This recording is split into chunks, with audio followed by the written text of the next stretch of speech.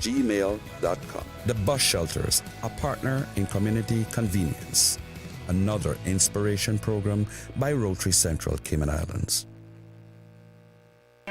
Radio Cayman's historical vignettes was brought to you by Rotary Central. For more than 110 years, Rotary members have used their passion, energy, and intelligence to take action on sustainable projects. Talk Today is brought to you by Subway, open 24 hours in Countryside, Anderson Square in Georgetown, and Centennial Towers in West Bay. And by the Ministry of District Administration. Explore your history, explore your land, explore your sister islands. And Cayman Airways. Call them on 949-2311 to book your nonstop flights to Los Angeles and Panama. And Doctors Hospital. Peace of mind is important when life happens. Doctors Hospital, always there for you. Call 949-6066. But I do have some questions. There are more questions than answers. Cayman Islands' foremost listeners participation program. Talk Today. What is on your mind, Cayman? If you are ready to talk, we are ready to listen. Here's your host, Sterling Dwayne Ebanks. Hey, welcome. Thanks very much for joining us. I can honestly tell you that from Monday, I was thinking it was Friday. Not because I like the weekend, but because it just feels that way in your mind. Honored to be able to join our wonderful guests as we invite you to be a part of all that we're going to share. So stay tuned for Talk Today.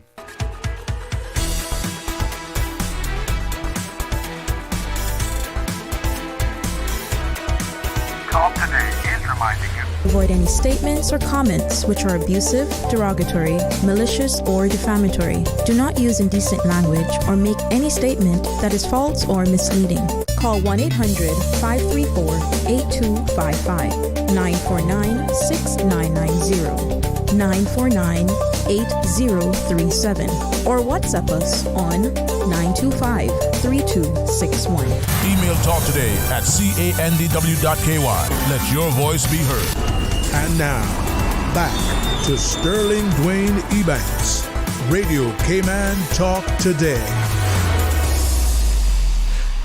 Hey, welcome back, and thanks very much for joining us. And I hope and pray that I always be grateful and gracious, and as I sit and facilitate, that I encourage a few things: love, laughter, and learning, and above all, a great sense of humility, as the scripture says, before honor.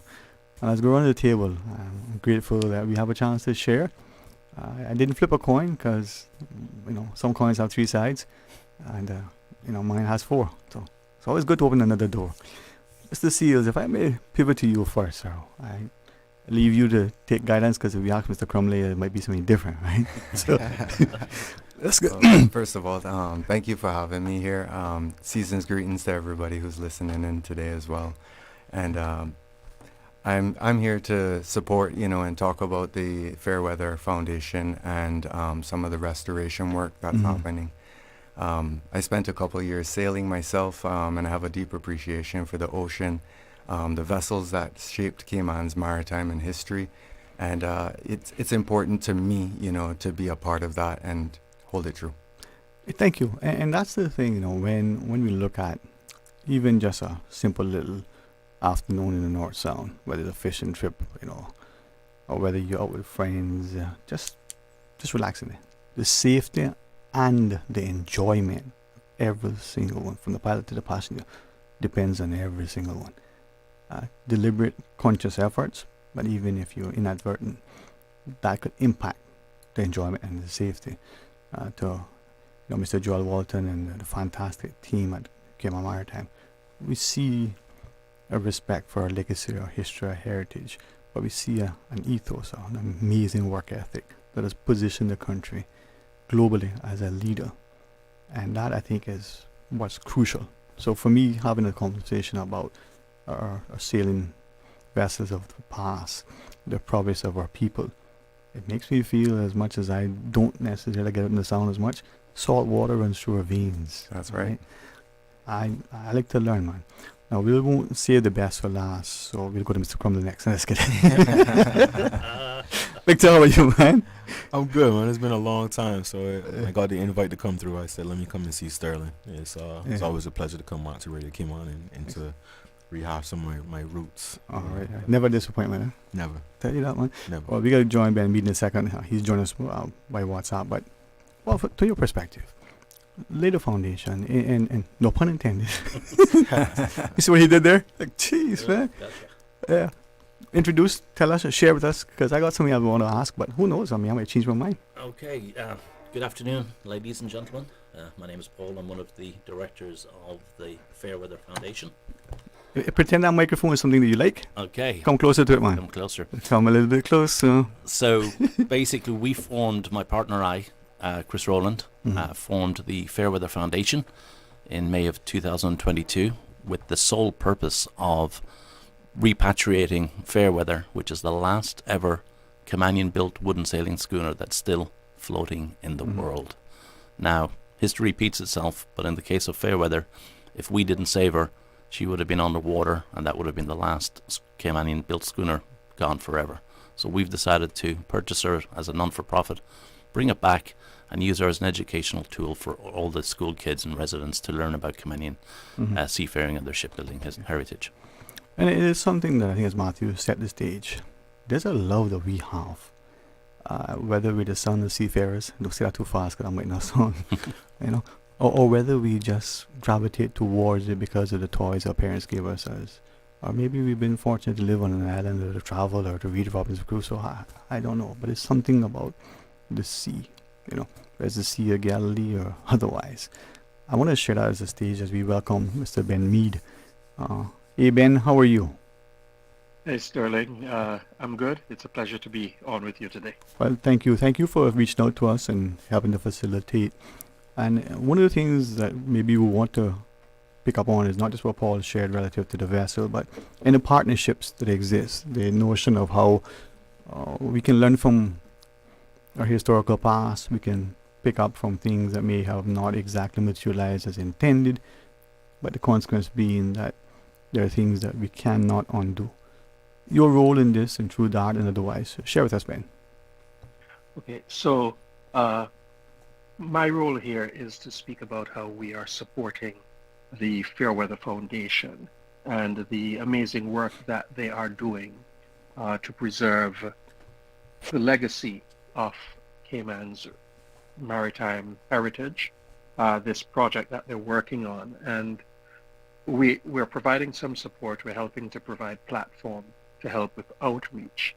But I think what would be good is to see or to hear a bit more from Paul and the others about the work that they're doing, and then I can come back in and explain exactly how we're supporting, because I think that will make a compelling listen to hear from them, and then the appeal that I can make on their behalf as well. All right, well, we are all on the same page, because when Paul first came to us some time back, it was an engaging conversation. It sparked a lot of interest, many questions. We'll take the quick break. Paul, when we open it back up, give us the impetus, and we'll share with us when we return, is there an urgency, and if so, what? Where we are now, what it will take to get there, where we've learned, maybe from other things that have transpired, references to even the Goldfield and the like.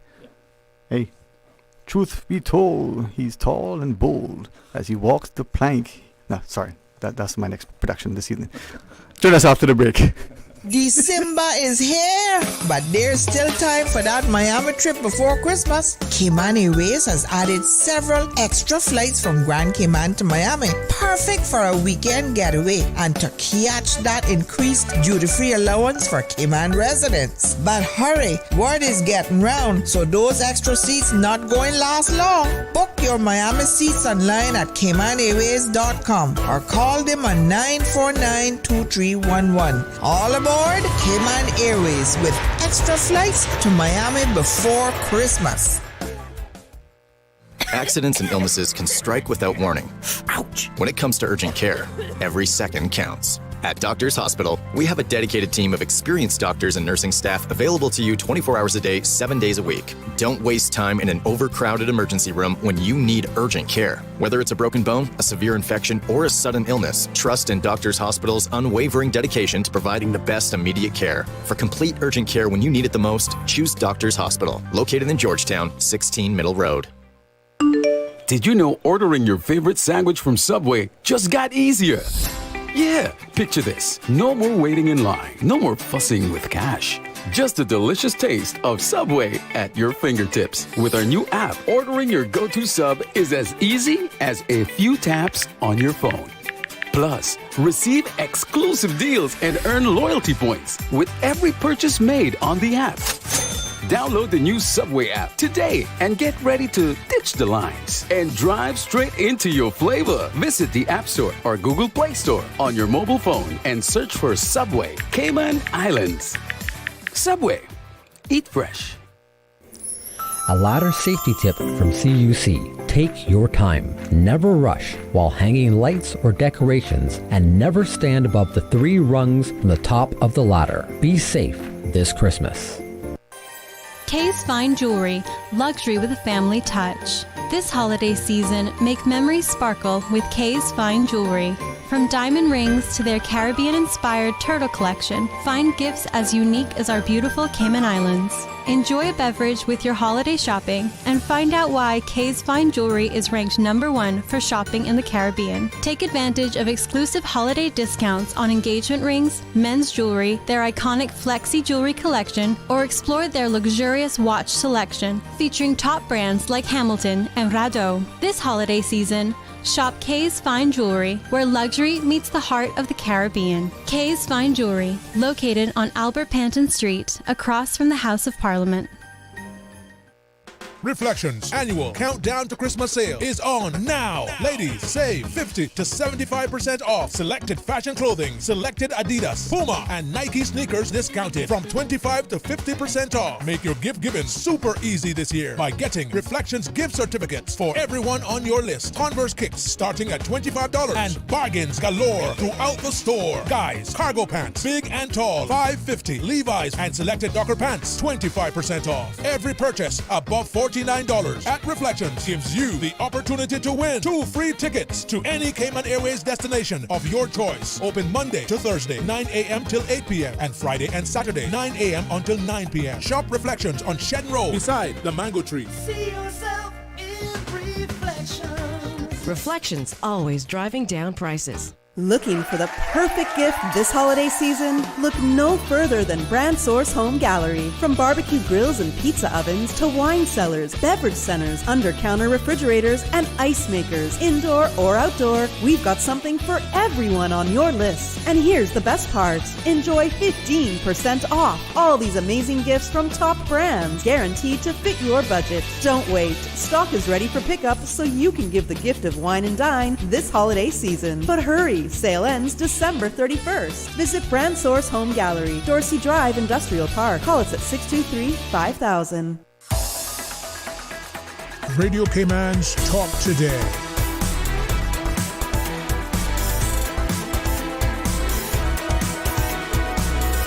What is on your mind, Cayman?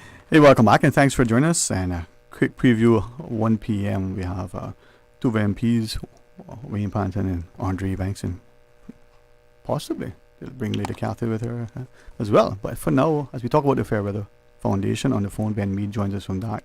Victor Crumley together with Matthew Seals and one of the directors, Mr. Paul Deacon. Paul, there are people who love the sea. If we had given Victor a heads up, he would tell us seashells, she shells, seashells. Say it 5 times 5. And there's just something about it, right? But for many, there's fear and trepidation. There's angst and aggravation. But for others, man, it's just imbued with a sense of responsibility. What led you and your partner, Chris, to wanting to not only establish the Fairweather Foundation, but to take on this venture? Okay, so I come from a very, very small town in Ireland, where the Kennedys all originated from. That's the JFK Kennedys. And in my hometown, New Ross, they've actually built a replica of the boat that brought the Kennedys to the US. Our hometown is a major shipping port, and I've always had basically water, salt in my veins. I was an avid scuba diver, sailboat rower, back in my younger days. Not now, maybe. And I came over here 30 years ago for 2 weeks holidays and fell in love with the place, and basically turned a 2-week vacation into a 30-year love story. And Cayman has been good to me. You know, I came with $200 in my pocket, was my spending money, and ended up getting a job. And over the years, Cayman has been good, started a couple of different companies. And it's time for us to kind of give something back. You know, a lot of people say, you know, you come, you made your money, and then you leave.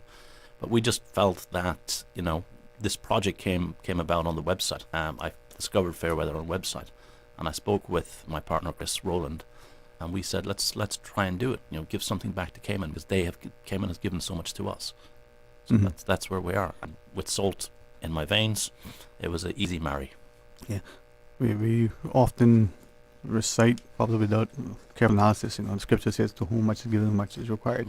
I want to come back to you and ask Paul in a second about where we are. But Victor, yeah, sometimes we all just need to join hands and hearts, and then someone who draws along the table to pour the water is no less important than the person who purchased, you know, the goods to be prepared by the chef, to be served, to be enjoyed by the patrons. Everybody has a role to play. And some people just show up to the table and want to eat, right? That's also a role to play. That's also a role to play. Yeah. I got involved because of Matthew, actually. Me and him have had some good conversations over the last almost a couple of years, but more so now that he's been on sort of this history kick when it comes to Cayman, and his endeavors with the Northwester that he's been doing. So I originally saw him in one of the shirts, the Fairweather funds and shirts, the jerseys, I'd like to call them. I think once you got some in the car, I always walk with them. But yeah, once you hear the story, so from a history perspective, I have a son, 6 years old. These are some of the things that potentially could be going the line. Once I kind of heard Fairweather, I was like, it was a brainer for us to kind of have conversations and to sort of involve as what some would say younger Cayman people didn't really grow up with Schooner doing that type of work. I just don't know how after in the history don't say this is something that we need to preserve and get behind. You're going from the Errol Flynn stories to the I family in California who sailed around the world. Was it smell right? She's accredited as being. It's accurate, not to rewrite, not to revise. From your perspective, as you go at the history, as Victor talked about, what do you come to learn? What do you your perspective, your knowledge? Yeah, so one of the things that has kind of been important for me is revitalizing the history of Cayman and talking about it and educating people about it, not only for those who already know, but for those who have never had the opportunity to learn about Cayman's culture, its history, the richness of it. And oftentimes I'll have random conversations with people and they'll go, oh, Cayman doesn't have any culture. Oh, it doesn't have any history. And when you start to turn the pages, you can realize how many different eras Cayman has gone through. And one of those important eras is the era of the schooners, and this is what kind of turned me back onto the Fairweather and taught me about the importance of preserving that history and that heritage. And the Fairweather is a representation of Cayman's true culture and its history. And it's not just about the wood and the hills. It's about how much history there is in Cayman seafaring culture. And that's why I got involved, because it's like was mentioned. I'm of this. My bones are cut on limestone. And it's a legacy that it shows resilience, adventure, ingenuity. Yes. And this is the schooner that was built by legends, Cappy Foster. And it was built in the 50s. So. And this is part of why I like what you shared. And as Victor highlighted, you're now presenting to us again images from the Northwest that may give us a historical context. Hopefully it should be a sobering reminder of where we are and the importance of a deliberate, conscious, concerted effort on the part of the community to not just preserve and promote, but to protect. That's what's I think, one of the most important parts, because when you see a Dr. Steve or you hear Dr. Roy talking, you may not really understand the emphasis and as to why it's so important. And I think over the years I've realized that when it comes to sports, bear with me here, right? When you see younger generation watching football, for example, and they say, this particular player is the greatest ever.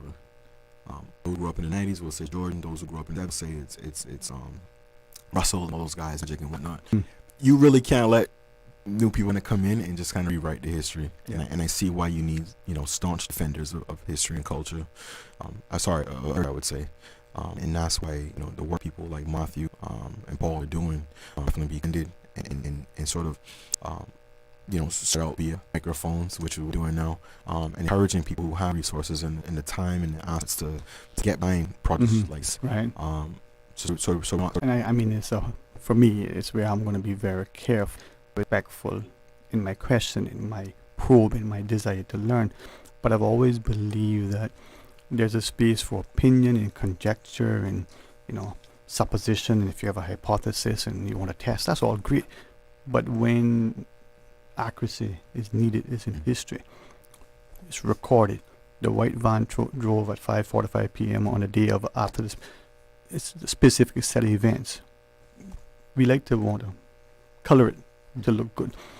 Respectfully, Paul, with that, what is the history of the Fairweather? There is a romantic approach. I mean, you can't think of a flame, not think of, So what is the unadulterated absolute truth relative to the vessel? Okay, so a company called Cayman Boats Limited was registered in 1947 in the BRAC. The directors of that company were Arnold Cappy Foster, gentleman by the name of Sir Anthony Jenkinson, and his best buddy Lester Hemingway. Lester just happens to be Ernest Hemingway's brother. During World War II, Sir Anthony and Lester used to sail around the Caribbean trying to scout out German positions, and they reported back to British Admiralty.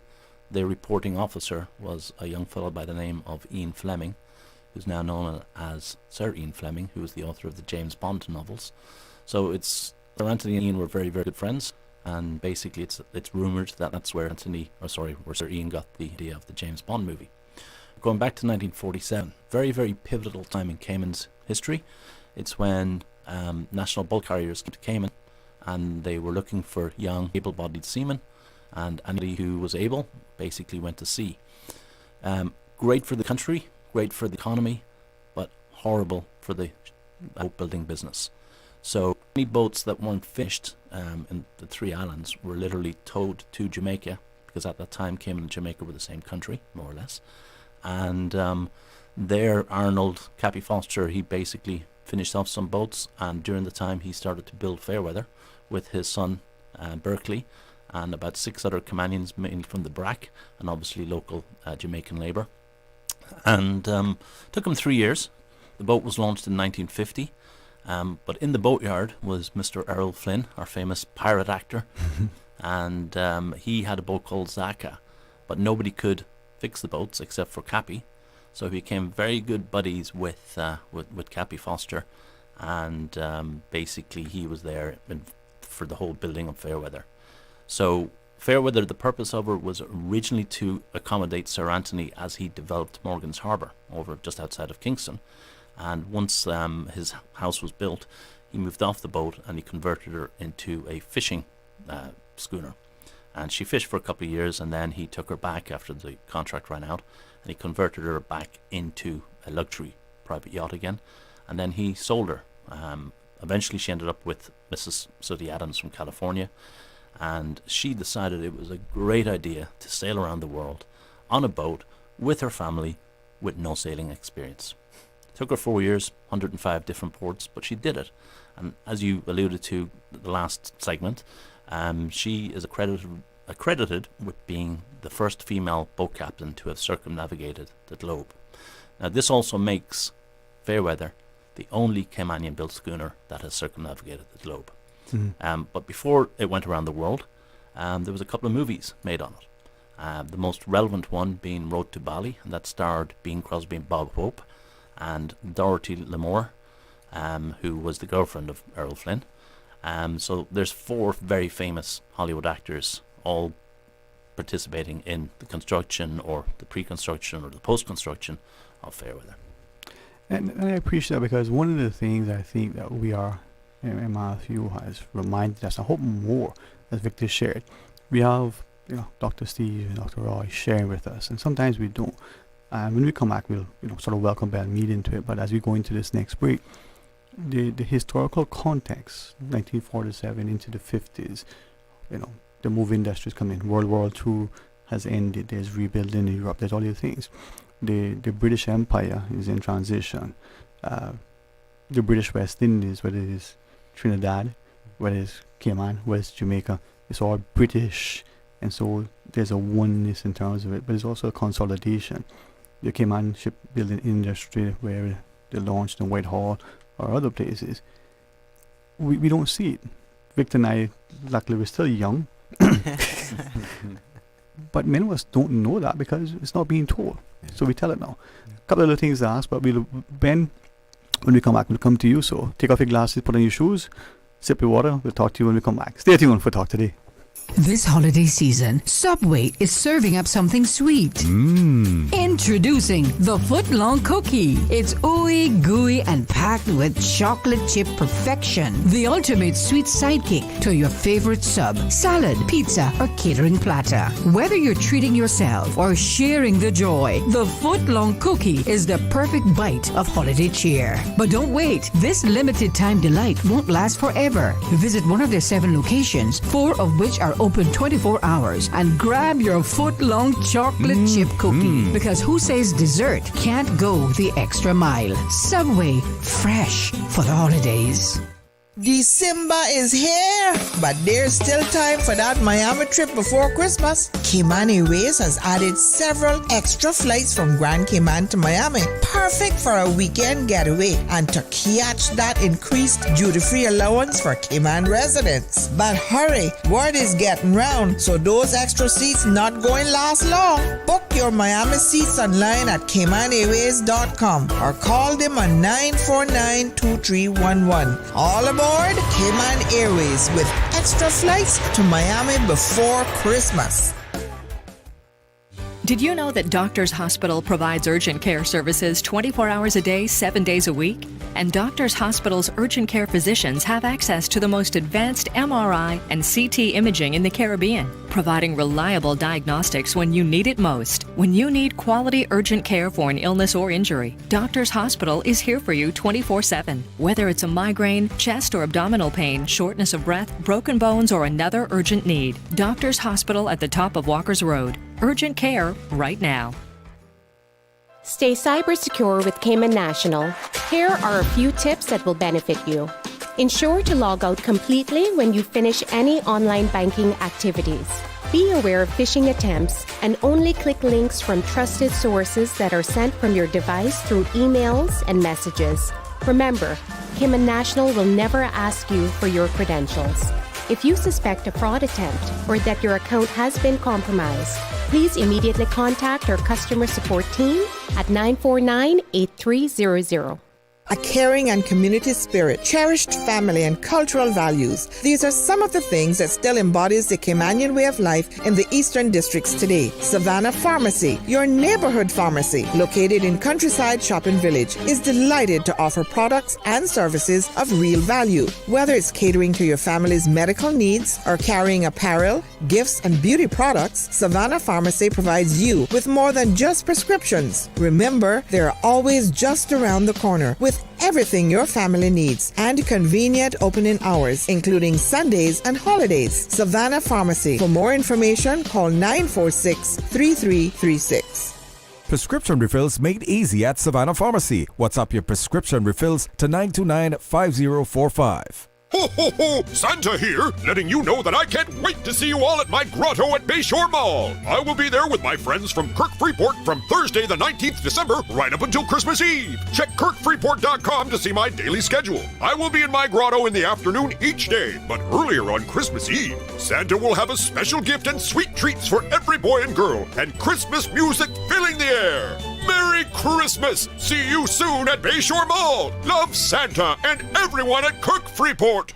Cayman Vets has doubled their reward money for a missing dog. A $10,000 reward is now up for the return of a missing dog that goes by the name of Spiky Haggis. No questions will be asked and no further action will be taken if Spiky is safely returned. The $10,000 reward is for a limited time only. Offer expires on January 1st. Spiky is blonde in color and is a Pomeranian mix with a distinctive scar above his left hip. Spiky went missing mid-November in the area of Selkirk Drive and Bimini Drive. Cayman Vets is asking that if you have seen Spiky, a blonde Pomeranian mixed dog, to please call or take a picture and send it to 525-5838. That's 525-5838. Radio Cayman's Talk Today.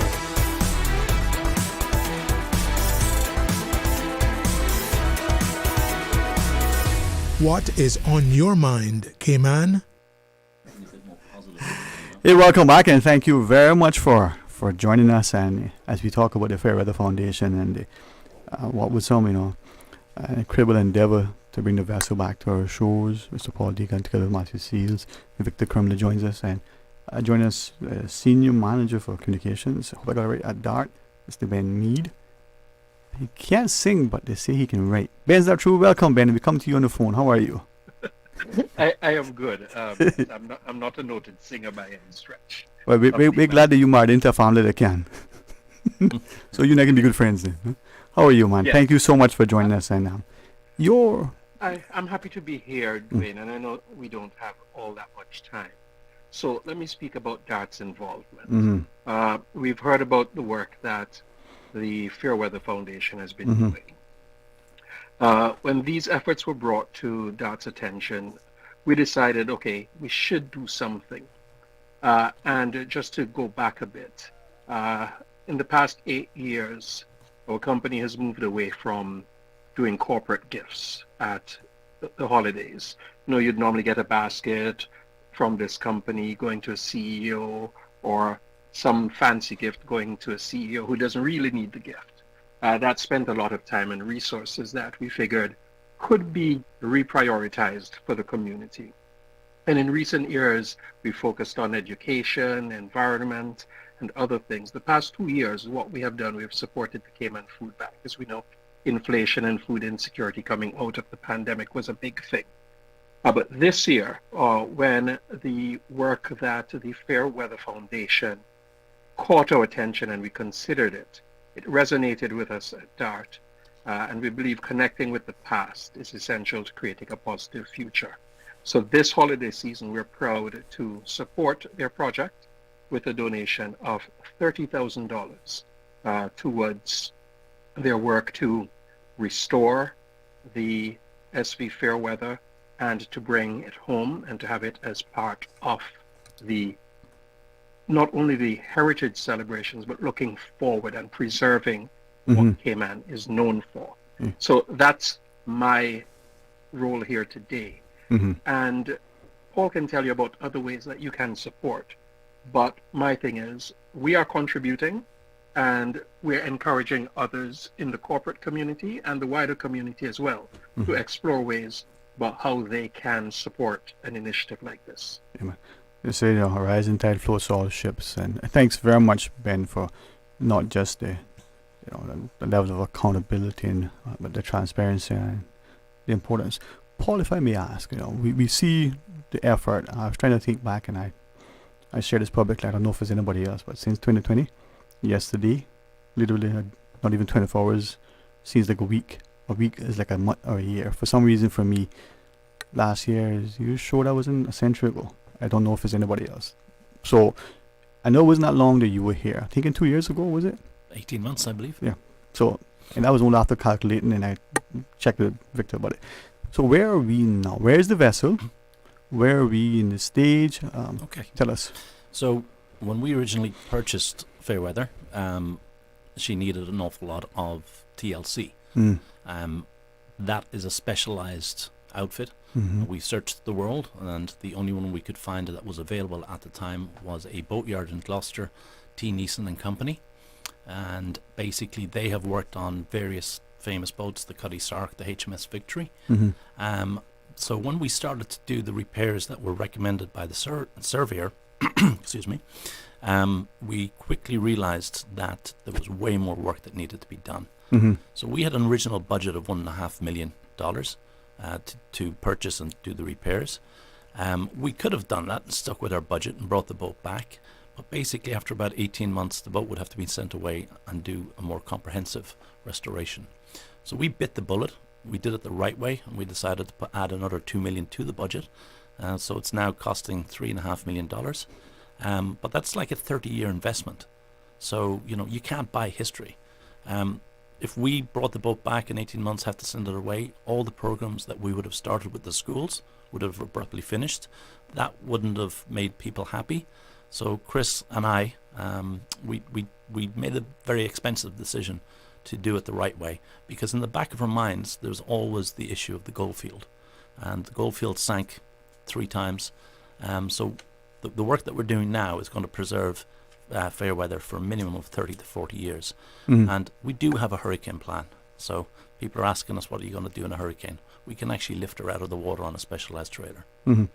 And I honestly, when you first came, and I have since subsequently, want more discussions, right? That's why I referenced earlier the Goldfield, because for some, that was a valiant effort that went astray, and I'm not going to sit and share that people say, oh, she was demasted on the way in. What's done is done. We can't undo history or whatever. But with that, Paul, just quickly, Gloucester, that's in Massachusetts or in the UK? Because In the UK, yep. And then she's there now. She's there now. We've got about another 8 to 10 months of restoration left. And then once she's done, we'll ship her across the Atlantic to Florida, and then we'll sail her down, and we'll come into the BRAC first, because it's a BRAC boat, Cappy Foster, Mhm. and then we'll sail on to Grand Cayman. Okay. Expected timeline, all things being equal. If we got the money needed right now, we would have the boat here easily for Pirates Week of next year. So a year hence, thereabouts. Yep. Where are we in relation? You said $3.5 million. That's Yep. CI? It's US. Okay. So where are we now? We have just launched an initiative called the Buy the Plank 5-year family membership. It's 1,000 CI. We are looking to sell 2,000 of them, so that's 2 million CI. Mhm. That gives us the buffer that we need to run the boat for a year without coming back with cap in hand, looking for more money. Mhm. We are offering it to people in one lump sum or 10 installments of $100 a month. So that's like buying one bag of groceries a month and donating it. And with that, you get your family name stenciled onto the boat, so it's going to be there for eternity. If that plank gets removed in 25 years, 30 years, when they get replaced because it's wood, that section is cut off, presented to you, and a new plank is basically reinstalled, and your name is put back on the new plank. So you'll be immortalized in Caymanian seafaring history forever, your family name. All right. It also includes a 5-year family membership, which gives you discounts and bonuses and so on and so forth. Mhm. And this is where that continued education, now $3.5 million, you're looking to get another $2 million. How much have we expended thus far? About 1.6. Okay, and of that, how much the government funds, if any, have been allocated? And, Not enough. No. How much? Because you're spending my children's money. So, government gave $1, $1 million? 100,000 CI. Okay. That was generously donated by former Minister Bernie Bush. No, that was probably presented by a check by him, but from Yes, our correct. children's funds. And the reason why is that too much time to get into BS and not enough accountability, right? But here's something that we can do and do it legitimately. And so, of that $2 million that you're hoping through the $1,000 gifting for 1 year programming, that can keep us. So that money now will not only restore the boat, bring it here, have your programming, and then continue on. Yeah, we're expecting to have about 2,500 school kids through the program on an annual basis. Yeah. For future discussion, if Paul gives me the next minute, I won't take. Our guests, the MPs probably have a 15-minute delay. So if you choose, we can end now, or we can come back and have another 15 minutes till they come. Only if it's of benefit to you. 15 is good for me. Okay. Let's pause to go to our news, and when we come back, we'll chat a little bit further. Man, This is exciting. Victor and I will learn to sail. Stay tuned for Talk Today. If they are talking about us, living in your head rent-free all this time. we must be relevant. Radio Cayman since 1976. From Radio Cayman's newsroom, this is Headlines. Local, regional, international news. The headline news is brought to you by Kirk Market and Health Services Authority. The Financial Reporting Authority, FRA, has issued a warning about a fraudulent entity called Cayman Crypto Bank, which falsely claims to be licensed in the Cayman Islands. The FRA clarified that it does not regulate such entities, and there is no Cayman Crypto Bank registered with the Cayman Islands Companies Registry or the Cayman Islands Monetary Authority, CIMA. This scam is a form of phishing, and the public is urged to verify any entity's legitimacy through CIMA's list of regulated entities. Good afternoon, I'm Dion Anglin with your headlines and news elsewhere. The U.S. Supreme Court has agreed to hear last-ditch legal arguments from TikTok as to why it should not be banned or sold in the U.S. The U.S. government is taking action against the app because of what it says are its links to the Chinese state, links which TikTok and its parent company ByteDance have denied. The Supreme Court justices did not act on a request by TikTok for an emergency injunction against the law, but will instead allow TikTok and ByteDance to make their case on January 10th, 9 days before the ban is due to take effect. And NASA says that the astronauts stuck on the International Space Station will have to wait even longer to get home. Butch Wilmore and Sonny Williams were due to be back after just a week when they blasted off in June. Their stay was extended to February next year because of technical issues with the experimental spacecraft Starliner, built by Boeing. Now, following a delay in launching a new capsule to the ISS, the pair won't be back until late March or possibly April. NASA said the delay posed no risk to the astronauts. That's a wrap of your headlines. I'm Dion Anglin. Radio Cayman. More news available at www.radiocayman.gov.ky. Check out our social media pages: Facebook, YouTube, X, formerly Twitter. Radio Cayman Headline News.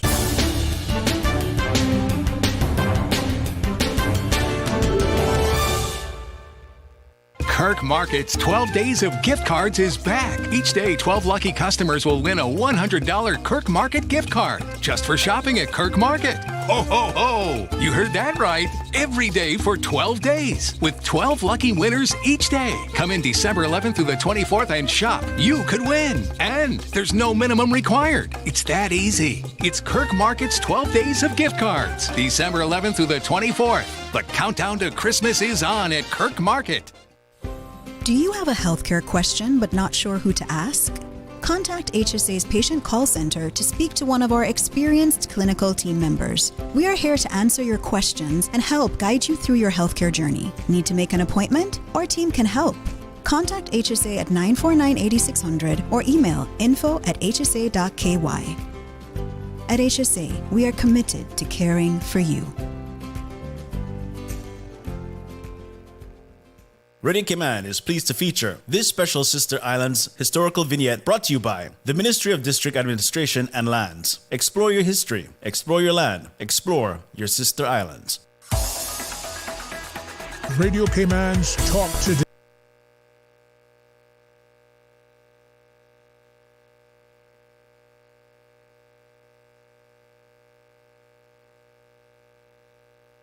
William Stephen Ryan, J.P., 1838 to 1910. William Ryan was the first Ryan born on Cayman Brac. He was appointed Justice of the Peace in 1877 and Stipendiary Justice for Cayman Brac in 1893. Court was held at his home, which was located on Ryan's Drive, across the road from the Ryan Family Cemetery, where he is buried. He was married to the former Catherine A. Scott, with whom he had 3 children, William, Amis, and James Scott. Amis was the grandmother of former District Commissioner Kenny Ryan. Bill, as he is known to friends and family, made his living fishing and turtling. The family recalls that he would never leave his nets out on a Sunday. He always pulled them up on Saturday night and put them back out on Monday morning. Radio Cayman is pleased to feature this special Sister Islands historical vignette brought to you by the Ministry of District Administration and Lands. Explore your history, explore your land, explore your Sister Islands. Wouldn't it have been grand if you had purchased land 30 years ago? It may not be 2020, but a perfect vision has never been more clear. Cayman Brac and Little Cayman, poised for growth with an eye on the future. Your land, your history, your future. Discover all that our sister islands have to offer. Radio Cayman's Talk Today.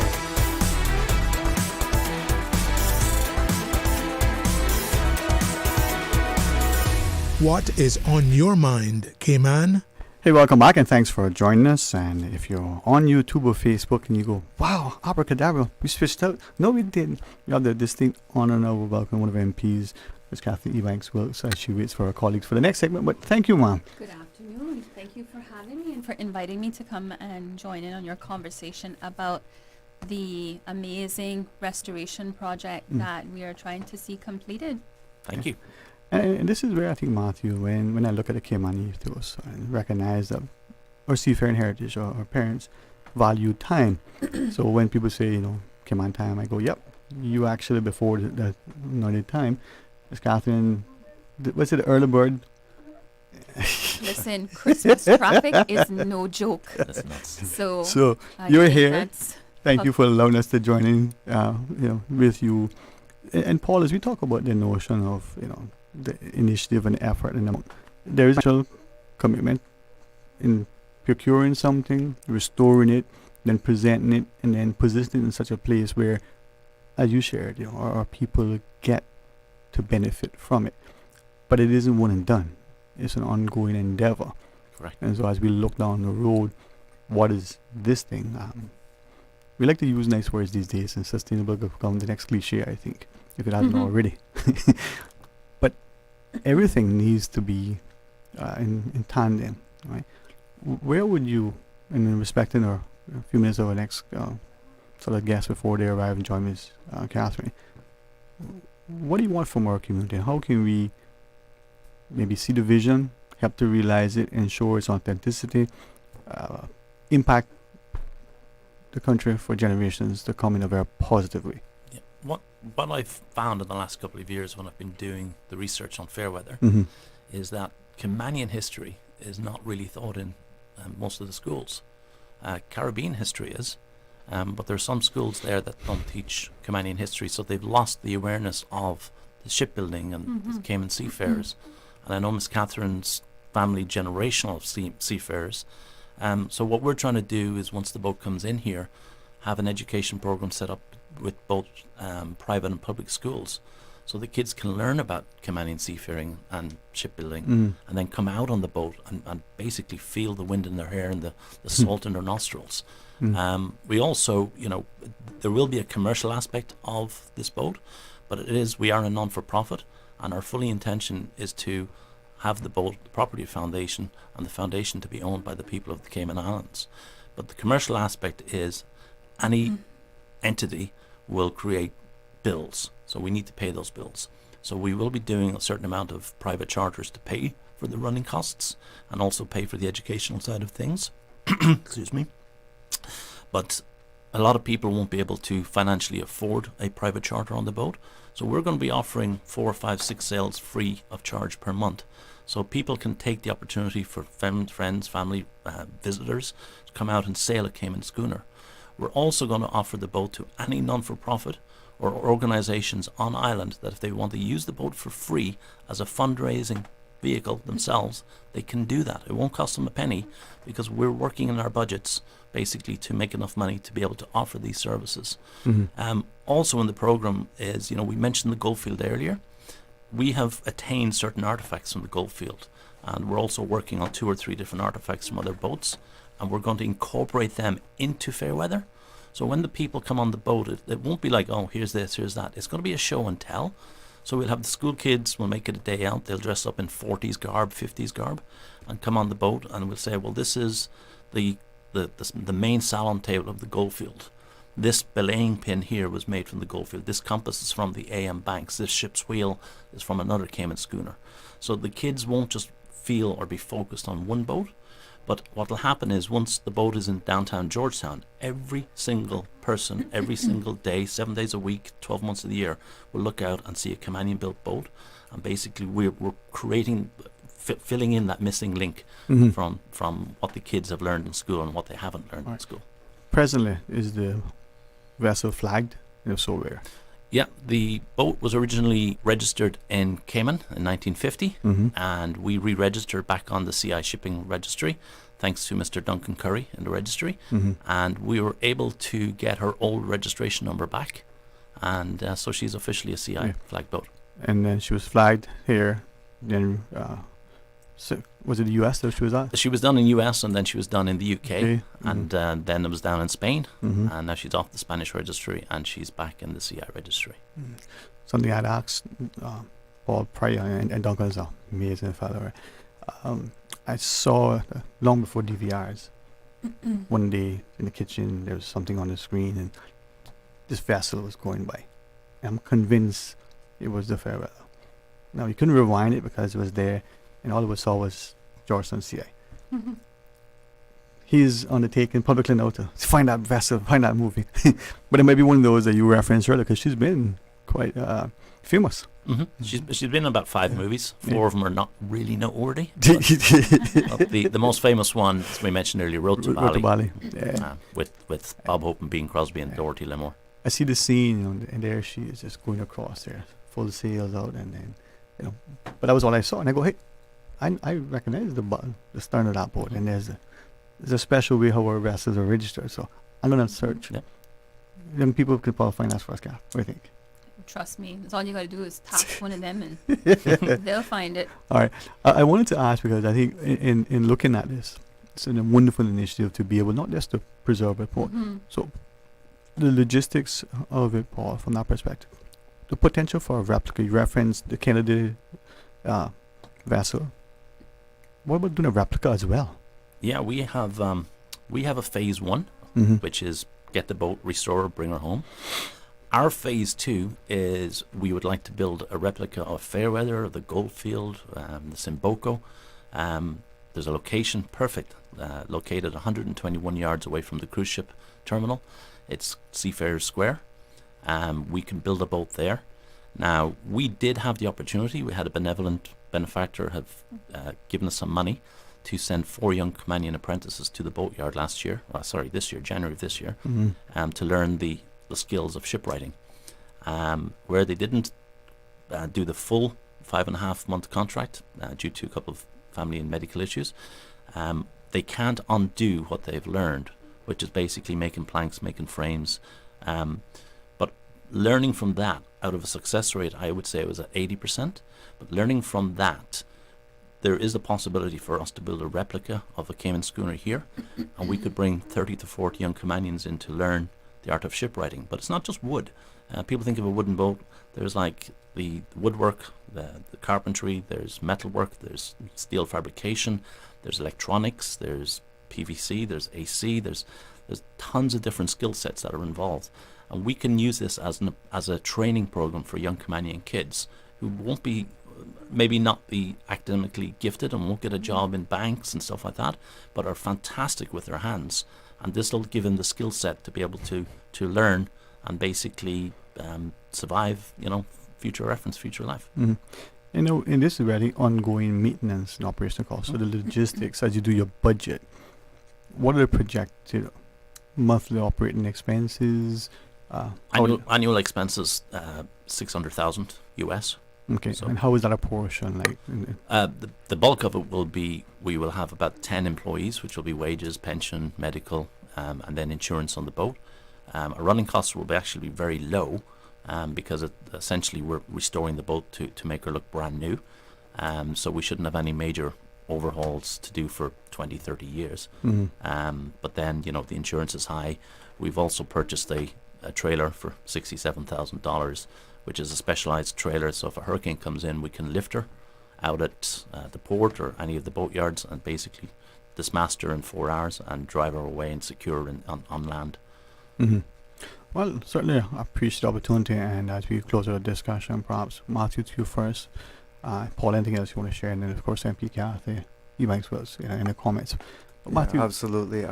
If anybody's interested in getting involved, I think that's one of the most important questions that people will be asking. We have the Buy a Plank program, which was mentioned by Paul earlier, so you can be immortalized on a plank for $1,000. Payment plans of 10 months as well, so $100 a month. If you want to pay faster than that, you can. You can get in contact by contacting us on the website, fairweather.ky, or info@fairweather.ky. It's important, you know, it's a tangible piece of Cayman's history, its legacy. It's important to be a part of it as well, and not just stand by the side and watch history wash away. So I think, you know, if you are passionate about Caymanian culture and its history, this should be something that you're interested in. And we do have the other MPs, Ms. Catherine, just waiting, so we'll bring them in a second. But as we close up, Paul, any final thoughts? But one of our listeners is asking, to what extent has there been any sort of overtures in looking after the Western Union? You familiar with that particular vessel? I'm very familiar with the Western Union. The Western Union is the official state boat of Florida. She is in a boatyard on the hard in about 1,000 pieces, rotting away, and they are not prepared to budge. I was looking to get the wheel off the Western Union to incorporate it into Fairweather, but the town or the city of Key West are paying the boatyard $300 a day. So they have plans, but they need about 30 to 40 million to get the Western Union floating again. I would love to, but another vessel that is, you know, part of our history. But Yep. All right. Well, thanks. And I publicly want to extend an invitation again. Collectively, individually. Fairweather.ky if people are interested, as Matthew said. We're only looking for 2,000 memberships. If you look at a population of 85,000 people, roughly, that's 2.34% of the population. You add in the 20,000 registered companies that are here. We know people don't have a spare $1,000, but there are companies and there are people that do. So if, you know, Christmas is coming up, it'll make a great, unique present to get your family name immortalized on Caymanian sailing schooner. In 30 years, when she's restored, you say that plank will be given? Will be given to him, and a new plank will be put on, and your name will be re-stenciled. So it'll how are we going to pay for the restoration then? Because would there be acts for the... I'll be dead by then. So... You know what? I can hold off for now. Miss Catherine, ma'am, your colleagues might here, but if you want to share. Okay. I actually am happy that I was able to just kind of sit in to the tail end of this conversation. Gives me an opportunity to publicly thank the Fairweather Foundation for their continued efforts. Mr. Seals, it's so great to see a young Caymanian excited about trying to support this great cause. And I love the concept of buy a plank. You and I spoken when was a months ago about the clients that the foundation was having financially. I'm really happy to hear that you have initiatives such as buy a plank in memory of the Caymanian seafarer. Certainly something that I want to look into for sure. And this is one area where I feel we really need to focus on is what built this country. And so excited to see that you haven't, even though it's not been an easy journey, but we're going to put some positive energy out today and say the whole thanks that you will get some donation towards their annual tax implications. For that have condos each, they want just main thing. Well, join us. Continue. Building, give me the $2 million. Yeah, but even for $50, you're part of purchasing a shirt. You can get involved in so many different ways, sharing on social media. Right. It's just important to start from that grassroots level and be a part of this process all the way through. And all our shirts are recycled. Do you guys have? Sorry, didn't mean to cut you. Do you have a social media handle? Yes. You might want to tell the public about it now. Yeah, at Fairweather. At Fairweather. Fairweather. All one The word. young she knows it has a handle like me. I children. All right, we're gonna pause and short order. The crew will come back. And Ben, we haven't forgotten you, but as you had shared your bits, any last thing from you, my friend? Yeah, it's just grateful to see the work of the Fairweather Foundation, and again, to be able to do something to assist them and to help kickstart this new wave of public appeal for support. Again, being so moved to help provide some wind to their sails, once again reiterating that this $30,000 give is just one of many things we do in the community. It is part of our holiday give, and we're grateful of what the Fairweather Foundation is doing. And we do encourage others to support as well. Well, thank you, man. And we will get there together, and we'll see how we do it with that sense of honesty and integrity. It's always good to be able to support and promote. All right, when we come back, Ms. Catherine will remain with us as one of the MPs. Two of our colleagues will also join us, Mr. Panton and Mr. Ebanks. So stay tuned for Talk Today. Thank you.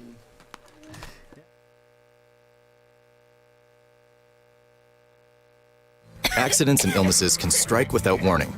Ouch! When it comes to urgent care, every second counts. At Doctors Hospital, we have a dedicated team of experienced doctors and nursing staff available to you 24 hours a day, 7 days a week. Don't waste time in an overcrowded emergency room when you need urgent care. Whether it's a broken bone, a severe infection, or a sudden illness, trust in Doctors Hospital's unwavering dedication to providing the best immediate care. For complete urgent care when you need it the most, choose Doctors Hospital, located in Georgetown, 16 Middle Road.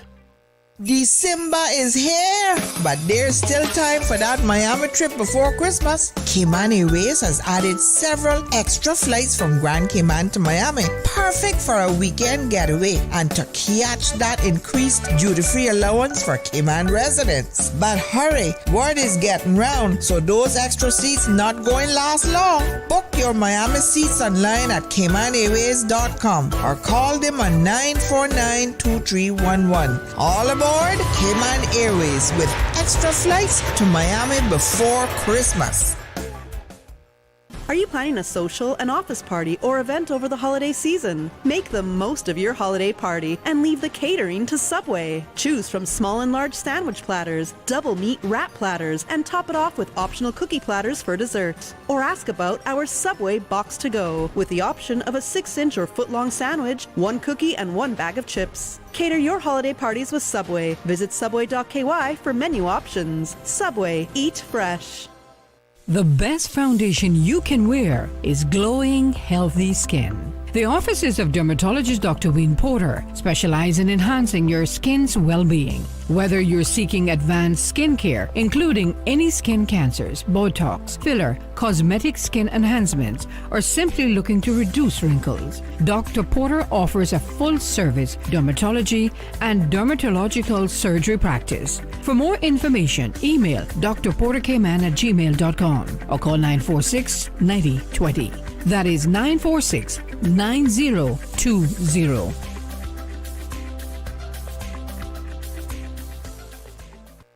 Stay cyber secure with Cayman National. Here are a few tips that will benefit you. Ensure to log out completely when you finish any online banking activities. Be aware of phishing attempts and only click links from trusted sources that are sent from your device through emails and messages. Remember, Cayman National will never ask you for your credentials. If you suspect a fraud attempt or that your account has been compromised, please immediately contact our customer support team at 949-8300.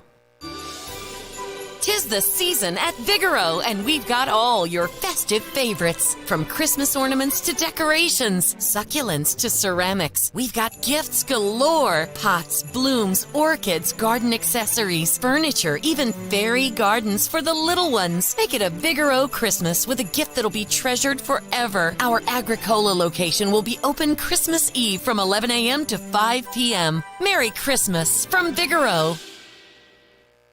Merry Christmas from Robert Wood Furniture and Interiors to all my friends, family, and clients. I'd like to bring you a holiday special on all our products in store with a very special Christmas discount. Save 25% on everything in the store and receive a discount on special orders. Please shop from December 16th through the 21st and enjoy all of our year-end savings. We are located in the Cayman Center on Orin Roberts Drive or online at robertwoodky.com.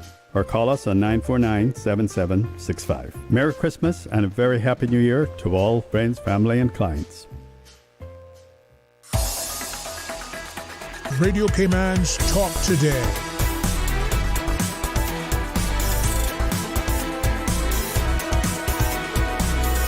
What is on your mind, Cayman? Hey, welcome back and thanks for joining us. And I say this that I hopefully will not only have the love and respect, but continued support and championing of entire country when we can access our elected members of parliament so easily and almost unfettered. It makes us not only reminded how safe we are, but how sensible it is that we maintain a society that allows that almost unfettered access. So to MPs, Ms. Kathleen Ebanks-Wills, to Mr. Wayne Panton and Mr. Andre Ebanks, thanks very much for joining us. Anxious and eager to share as we anticipate what you will relay. So to you first, Mr. Ebanks, good afternoon. Good afternoon and season's greetings to you, my dear cousin, See that too loud that people may hold it against you, boy. Doesn't mean? Family's family, and season's greetings to the listening public here and abroad. All right. Well, thanks, man. And Merry Christmas to all, that love that we share. Mr. Wien, honorary member. Honorary member. Hey, I'm happy to be here with you. It's been a while, so it's all familiar territory, but happy to be back. Absolutely want to extend the best for Christmas, best Christmas wishes, and I hope one of the things I really hope is that we have a very safe, happy and enjoyable Christmas, and that means encouraging people to drive carefully. We had that 3-car pile-up the other night, amongst other accidents and recent significant increases in accidents. Please be careful on the roads. Let's help us all have a wonderful Christmas together. And Miss Catherine, Merry Christmas publicly as well, bud. Good afternoon, and thank you. I know we didn't really get to say a whole lot before you pulled me in on your last show, which was good. I extended a notation on behalf. All you had to say was Maritime, and you had me there. But it's a pleasure to be on this afternoon. I'll also take a moment now to wish greetings to all the residents of the Cayman Islands and the good people of West Bay Central. And of course, I don't know if you want to remind your constituents of your my event tonight. Yeah, absolutely. Go for it. Wasn't sure if this would have been the right time, but I'll take it. No, but what's that? Hold on, what's that song? So, it's the right time for the rock the night away. That's my favorite Christmas song, by the way. I just want to invite everyone to the Christmas Carnival we're having this evening at the Heritage Park from 5 p.m. until 9 p.m. And we have a Christmas Carnival. I think some of the seniors might feel that an event just for the young, but we actually have a designated area for our seniors where we're doing special activities, inviting the young and the old to come out and enjoy the festive with us. We still have a country to run. We still have the expect of an Christmas and the Saturday goes on to hand. Is recap the last meeting of Parliament, which ended on Monday gone, and which there were 13 financial services bills passed. And as I mentioned in the House, that was a significant task because those bills didn't introduce any new products or enhancements to the financial services products. They were due to raise revenue for 2025 expenditures. So those were not easy consultations because you're going to the financial services industry to ask to pay more. But I think they understand the main point is that some of those fees had not been raised in 5, 10, sometimes 15 years. So they understood that there needed to be an adjustment to fees. And I said it in the House, but I'll also say it now to thank the ministry team and the industry and the regulators for working hand in hand to be able to assist the country meet its expenditures in 2025. Mm-hmm.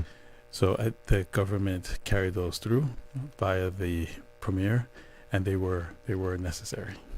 And then the net, if just generalizing of those 13 bills and the revenue raising measures attached thereto, what sort of impact? We're looking at another million, another billion?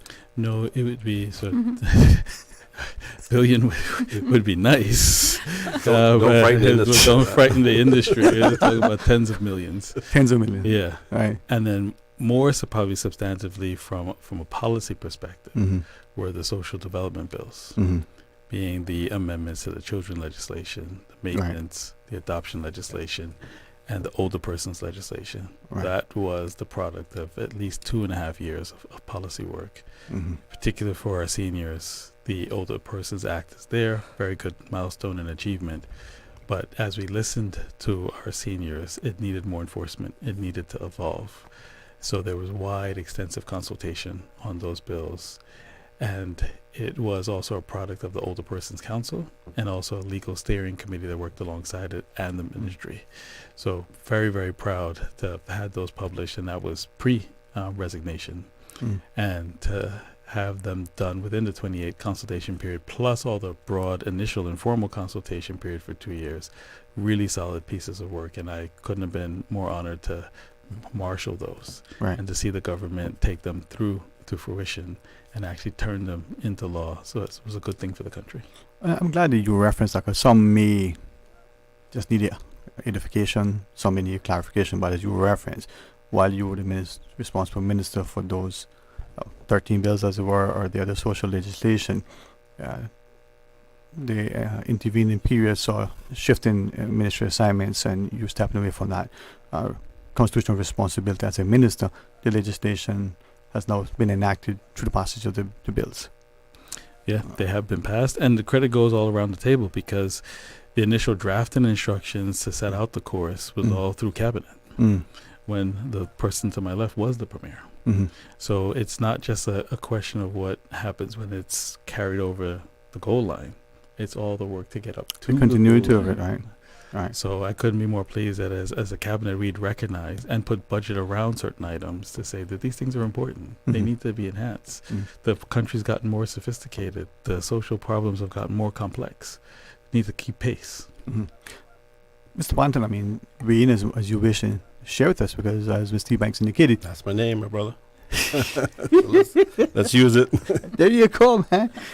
It's about building bridges. It's about whatever differences we may have politically or personally, or whatever our preferences for any meals of choice. If we're working hand in hand, we can ensure that we have the political, economic, and social stability.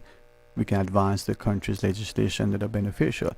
It's a collective effort at the end of the day for, Cayman Inc., as I would like to say. Yeah, I mean, we should all have shared goals for Cayman, shared objectives for our country and our people. And I think what was reflected there was a clear recognition that a lot of work was done, over the last couple of years in doing as Andre has indicated, in doing the consultations and the engagement, and clearly recognizing that there were some significant areas which represent vulnerable aspects of our society, in critically important aspects of our society.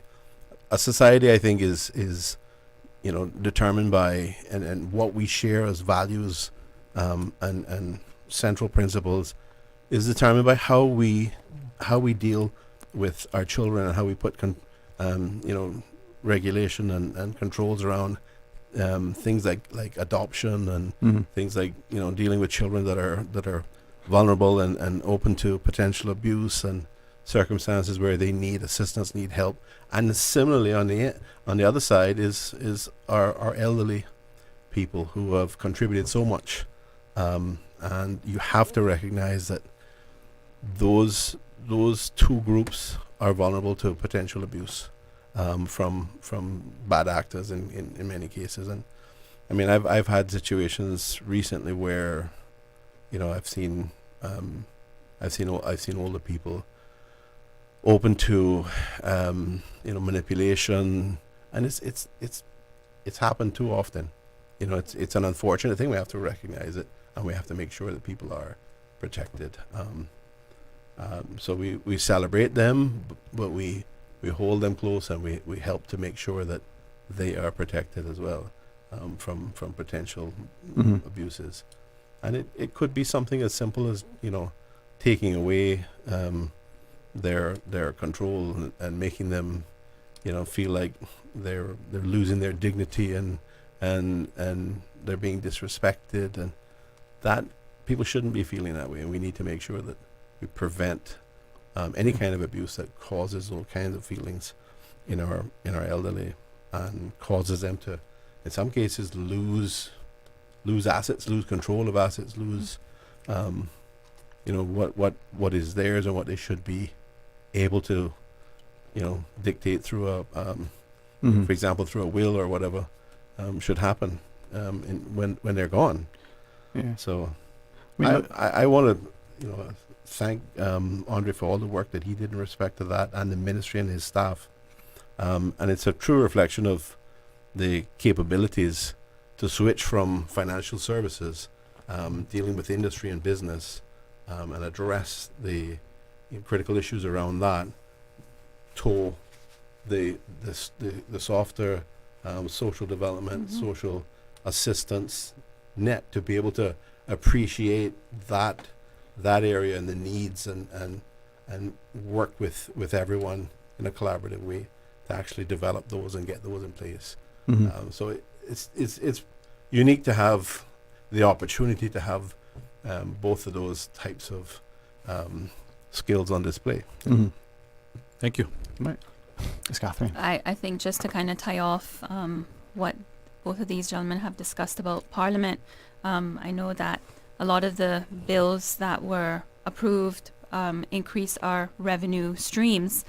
For me, the highlight for me was to see Andre be able to make committee stage amendment to the Children's Act to touch on an area that I think the country has certainly has been in need of some sort of remedy, which is, this irresponsible behavior that we see, especially on the roads, but, as it relates to death that's caused by some sort of criminal activity.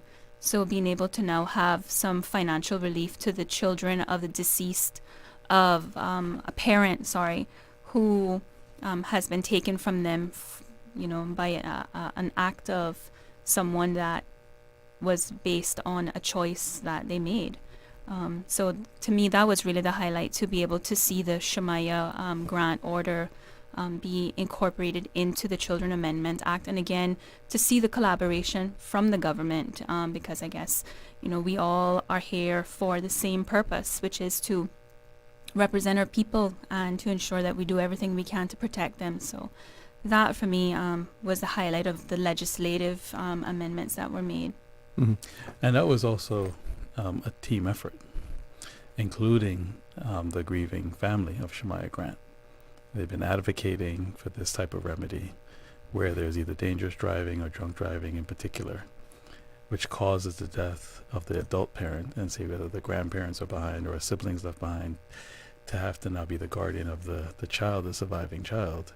If their income level is above the social safety net threshold, then they aren't able to get social financial assistance. They are now left to care for a child. This is expensive. You've got school to think about, college potentially to think about. How do I do this without the earning adult parent who death has been caused by a criminal act? There's no remedy for that. And originally they were looking for that remedy to be in either the Roads or the Traffic Act. And it hadn't materialized. They made representations, but it hadn't materialized. And they said, look, we're your constituents. The term is coming to an end. What could be done? And I just started looking at the Traffic Act because it was being amended in this last meeting, but I didn't think it would fit squarely into the purposes of that bill.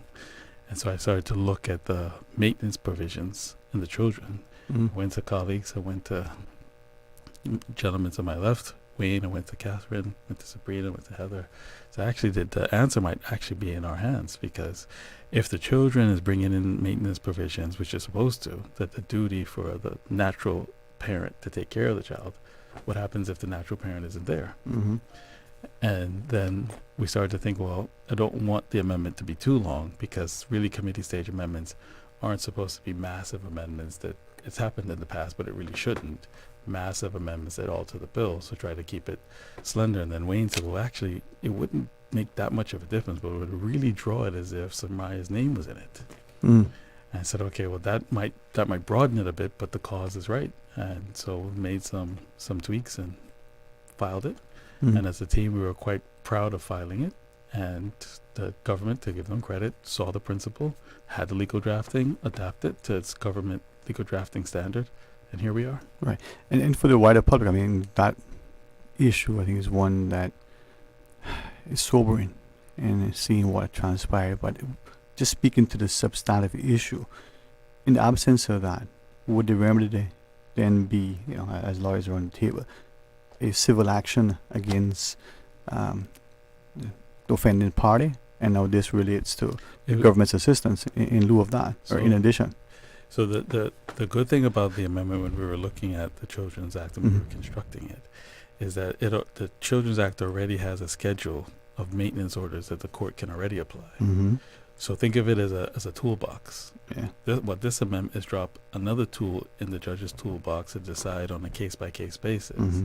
So it is a civil action, either of the court's motion or the applicant's motion to decide, hang on a second, in this case, that there should be some maintenance here. Yeah. So we've just given the judges, the courts, another tool. One more opportunity, Yeah. and this is where you reference, Mr. Ebanks, the sort of evolving, transforming society where we recognize things happening, whether this is something in other jurisdictions that we could adopt, whether it's something that's innovative that we need to apply to our own people.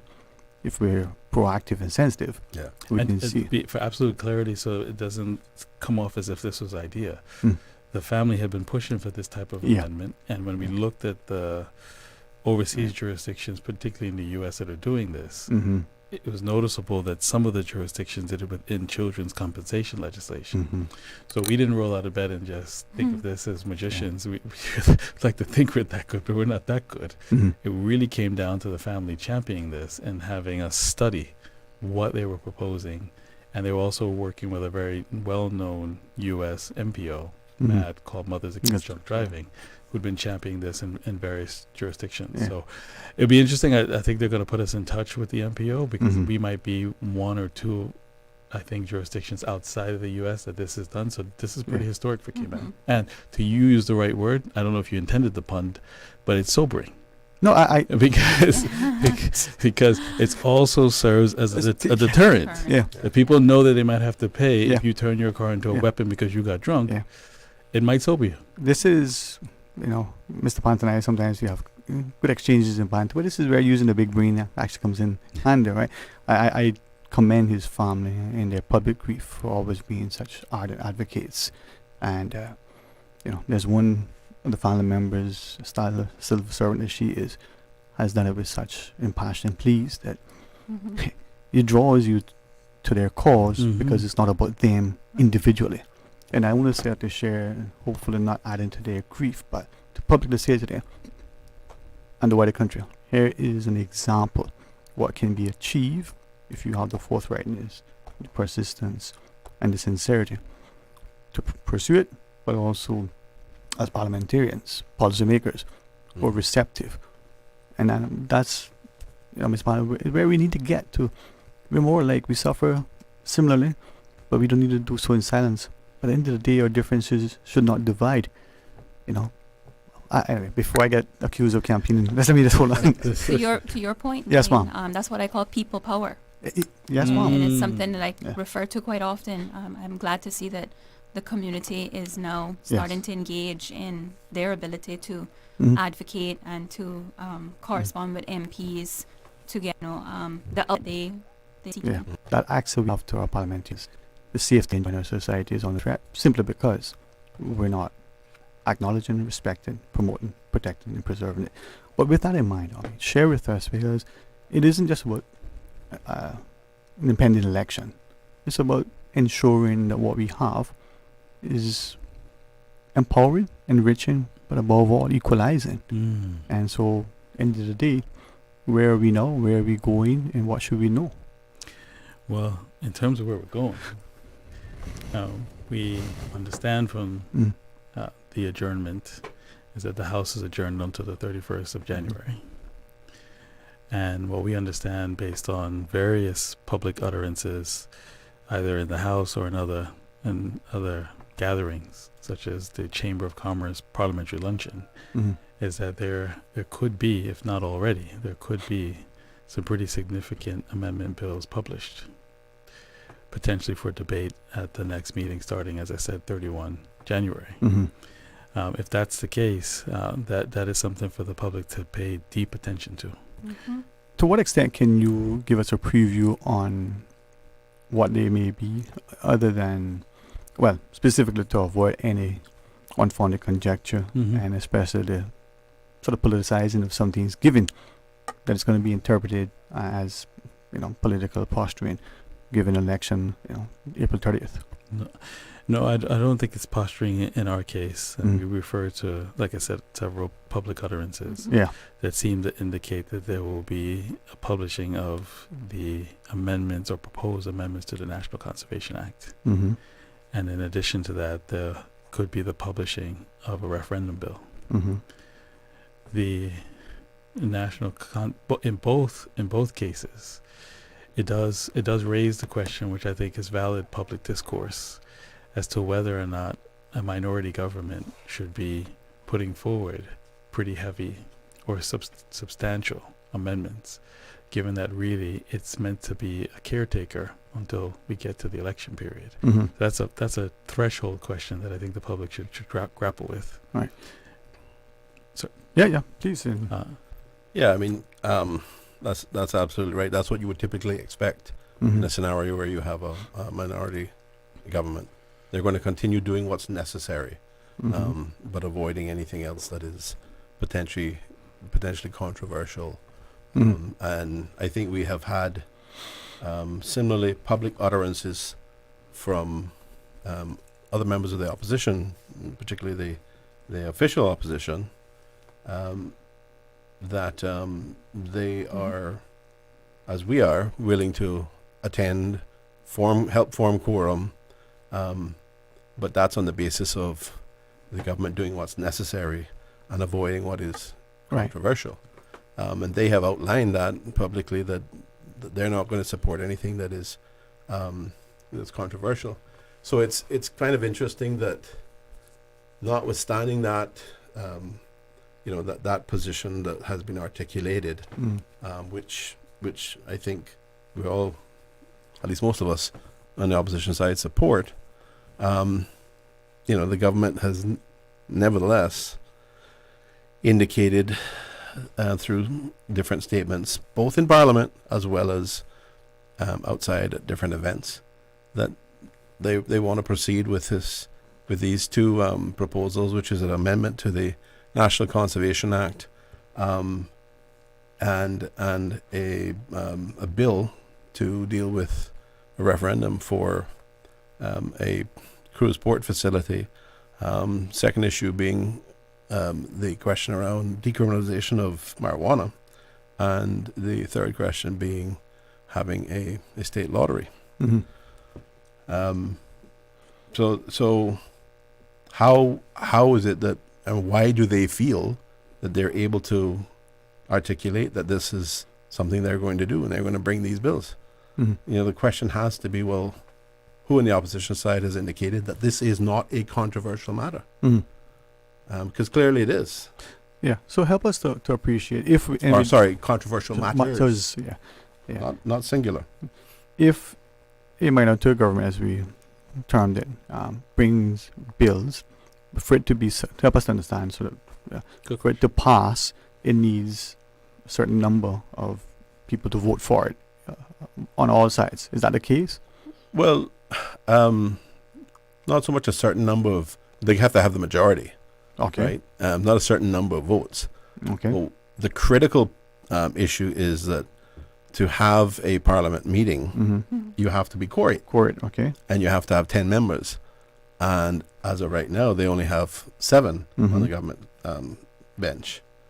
So it requires at least 3 on the opposition side to agree or to be there to form a quorum, right? So the parliament can begin. So that's really the question. I mean, if you could have 2 people voting in favor of something, and everybody else everybody else abstaining, for example, and that vote would win. But the question is, how do you end up with dealing with controversial matters when everybody has said, we're here to support you dealing with necessary matters, not controversial matters.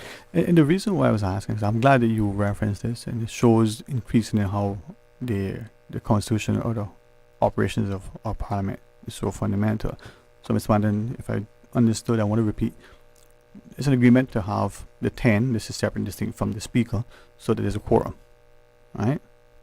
For the House to meet, you need a quorum, which is 10, which is separate from the Speaker. Yes. Right? There's 7 on the government side. So need 3 more. Those 3 agree, hey, we're going to show up so that we have a quorum, just like any committee meeting where we need to have a number. Board meeting. Yeah. Similar. Okay. Your AGM at your local credit union. But I think the point is that there are no, there's no 3 members sitting on the opposition side who have sat back and said nothing. Right. I think, as far as I'm aware, I can't speak perhaps for one, but and I'm not trying to speak for everybody either, but as far as I'm aware, other than perhaps one person, everybody else has taken the position that we're here to support the government to do what's necessary. Right. And a qualification on that is we're not going to support anything. Right. We're not going to support being here to form quorum to deal with controversial matters. Right. So these two matters are quite controversial. Yeah, and it's not to belabor, it's just to try to, at least for my own edification. So we have the quorum, based on the premise that that would be the proviso.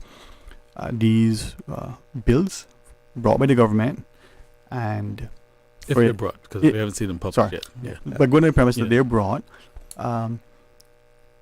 two parts to the question. The first is, if only 2 people vote in favor and everybody else abstains, it passes. Is that our understanding? You need to have a majority of votes. If you have nobody saying no and only 2 saying aye, or even one, it passes, right? Yeah. If for that, then the rest say for it to not to pass or to status quo to me, everybody has to either say no or say yes, right? Say no. In this case, they can't abstain. They have to be definitive in their. No, everybody is free to abstain. Right, but if it passes, as they please. If it passes because 2 voted for it and that is abstain, the 2 would rule the remaining 18 separate from the speaker. Yeah, I made that. I gave that distinction just to be clear that it wasn't a minimum vote that was required. Hence, it was a majority. Yeah. Hence why I asked the question, because I think many of us don't appreciate it. We think, well, there's only 2 people voted for it.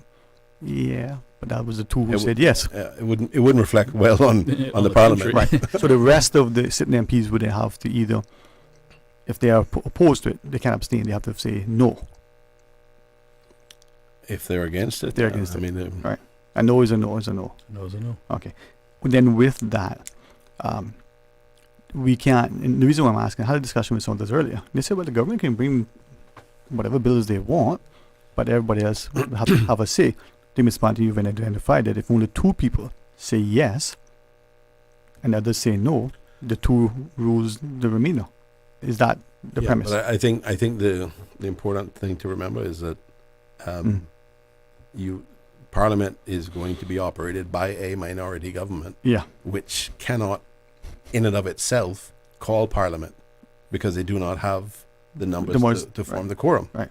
So they rely on those on the other side to participate and to agree. And usually this is done ahead of time. You say, this is what we're proposing to do. Are you okay with this? And if the answer is yes, then those items can come on the agenda. Right. If the answer is no, then items that are non-controversial but necessary can come. But the controversial ones, usually there'll be no agreement that they be on the agenda. And the reason, as we go into the reason why I wanted to ask is highlights we as a country probably don't have sufficient public discussion about how these things operate because we're not part of it. And then Ms. Catherine? I just want to chime in just to give the public a little more understanding as well, because you know you referred to if only 2 people voted yes. Yeah. Well, if the government brings a bill, then it would almost be certain that 5 members are going to vote yes. Because if you're government side and the government brings a bill, unless you choose to break the responsibility or unless you release from collective responsibility, then those fighters would have to be voting yes. Right. So I know the announced too, but to explain a little bit further public, those who are... Yeah, thanks for that too. But use as Ms. Planton did, it'd be a private motion and everybody else abstains. Yeah. But if everybody else abstains, 2 can carry. Doesn't matter who the 2 are, right? Yeah. And with that, why I want to emphasize this is where it's so important for our parliamentarians to actively engage. Abstaining sometimes is okay, but in this instance, it could be significant. I'd just like to say, just my own personal view is that I think that we have a population of registered voters now who will not accept an abstention from an elected official. You need to take a position. But thank you. And we didn't want to be respect. Can we just take the break? We have some calls who want to weigh in. We take some calls as well. All right. Join us after the break. MPs Ebanks Wilkes, MP Ebanks and MP Panton are our guests. Stay tuned. December is here, but there's still time for that Miami trip before Christmas. Cayman Airways has added several extra flights from Grand Cayman to Miami, perfect for a weekend getaway and to catch that increased duty-free allowance for Cayman residents. But hurry, word is getting round, so those extra seats not going last long. Book your Miami seats online at CaymanAirways.com or call them on 949-2311. All aboard Cayman Airways with extra flights to Miami before Christmas. Stay cyber secure with Cayman National. Protect your computers and mobile devices with security software to defend against cyber attacks through viruses, malware, and other online threats. Be aware of unsecure Wi-Fi connections when in public. If you need to access your online banking or sensitive information on your mobile devices, try disabling the Wi-Fi and switching to data from your mobile network. If you suspect a fraud attempt, please contact our customer support team at 949-8300.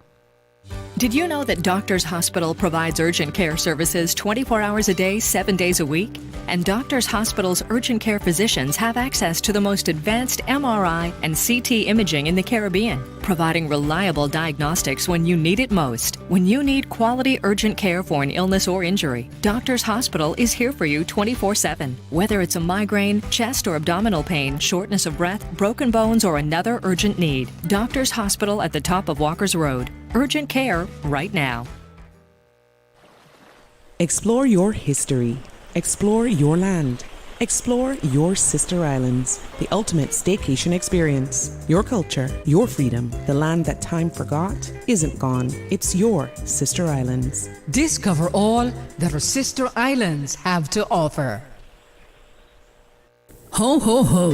Pure Art Gallery and Gifts is your perfect Cayman destination for Christmas shopping. Fun gift ideas for all ages. Pure Art features gorgeous local jewelry, household items, paintings, prints, Christmas tree ornaments, and more. Sure to delight without spending a fortune? Visit Pure Art Gallery and Gifts on South Church Street, a mile south of Georgetown. Open late December 16th through the 24th until 7 p.m. for your Christmas shopping. Pure Art Gallery and Gifts is open late from December 16th through the 24th.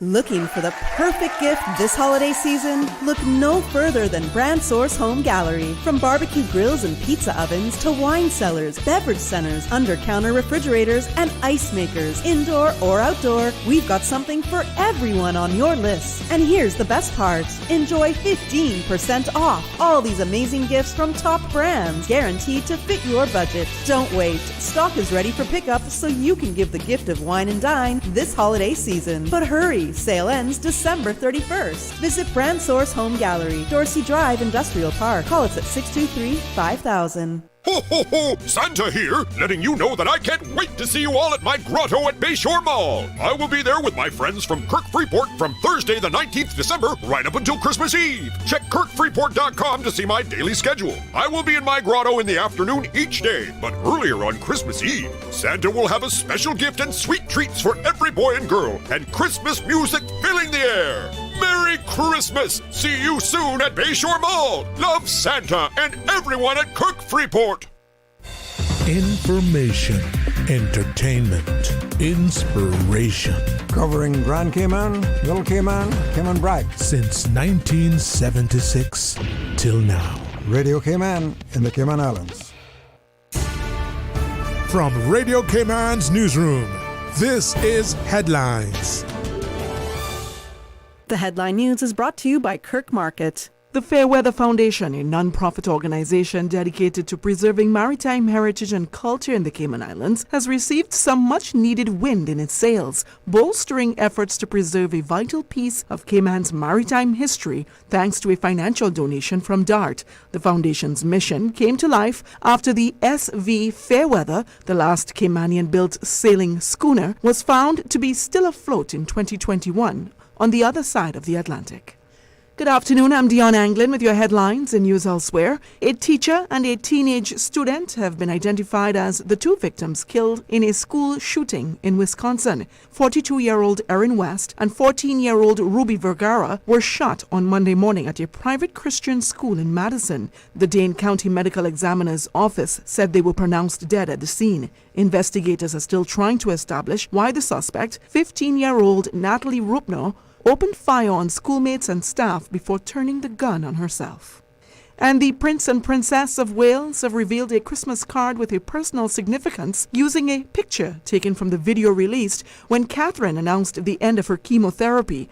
The emotional video, with its emphasis on family and supporting each other in difficult times, was filmed in Norfolk in August. The personal video from Catherine at the end of treatment after her cancer diagnosis had the message, "Out of darkness can come light." That's a wrap of your headlines. I'm Dion Anglin. www.radiocayman.gov.ky. Check out our social media pages: Facebook, YouTube, X, formerly Twitter, Radio Cayman Headline News.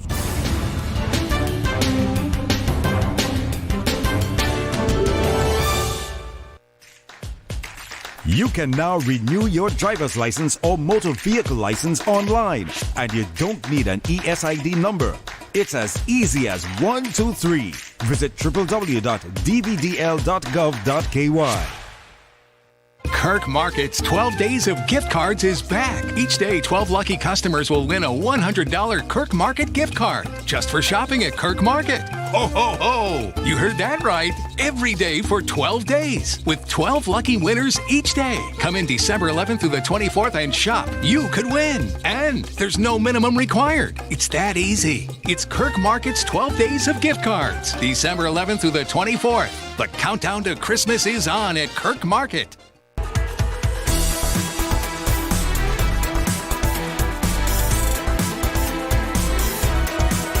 Radio Cayman Talk Today continues. Hey, welcome back. And short order, we'll take some calls. We're honored to have MPs, Ms. Kathleen Ebanks-Wills, Mr. Wayne Panton, and Mr. Andre Ebanks joining us. Thanks very much. There's a lot happening, and I think as you set the stage, we are near an election, but there's still things have to transpire. We're watching things unfold. If it's okay, Ms. Kathleen, as we invite you, want to read one of our messages from our listeners, and then perhaps at some point, if it's opportune time to address it. Listener writes, just started listening, so not sure whether any comment was made yet on the matter of the proposed Barkas land swaps. Can we ask at some point, maybe? No, tackle it now. Well, I think to answer the person's question, don't really have a direct answer. But when we were in Parliament last week, I did ask the Minister of Sustainability a question that related to the arrangement to exit the Regen project. And up until when I vacated my post as minister, the agreed cabinet position was that it was going to be terminated and it was going to be a cash payout. And we approved the funds in Finance Committee, I think, which was, when was that again? September. So the question that I was asking to the minister was, has the government moved away from that arrangement, and are you now considering land swaps? And for those who may have been watching, there was an awkward silence because it was a question that I guess at that point the government wasn't prepared to really answer on the floor of Parliament.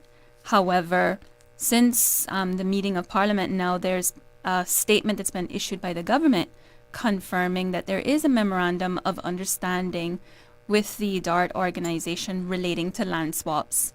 But that information has not been made public. And that was the question, and the purpose of me asking that question in Parliament was because the people of the country deserve to know, well, if the government has moved away from a decision that has been communicated to the public down in Parliament, if the government has moved away from that arrangement, the people of the country deserve to know what is the new arrangement. Okay. Can we then ask sitting members of Parliament?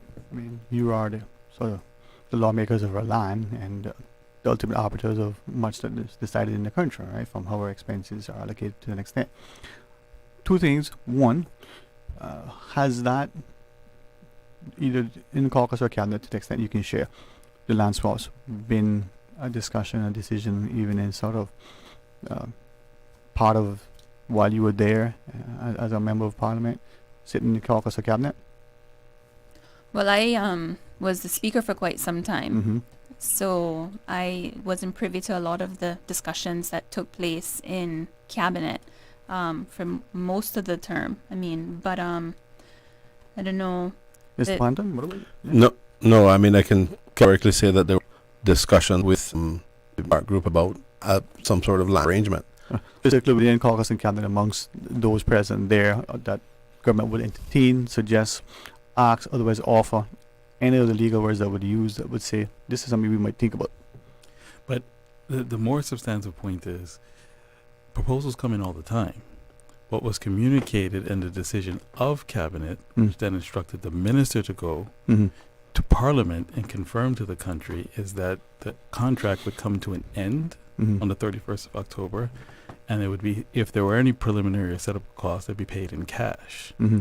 So given that that is the executive's standing decision, the question that the former minister is asking is what has changed that altered that position to extend beyond 31 October and to change or potentially change the payment arrangement from cash to in-kind, meaning other than non-cash items.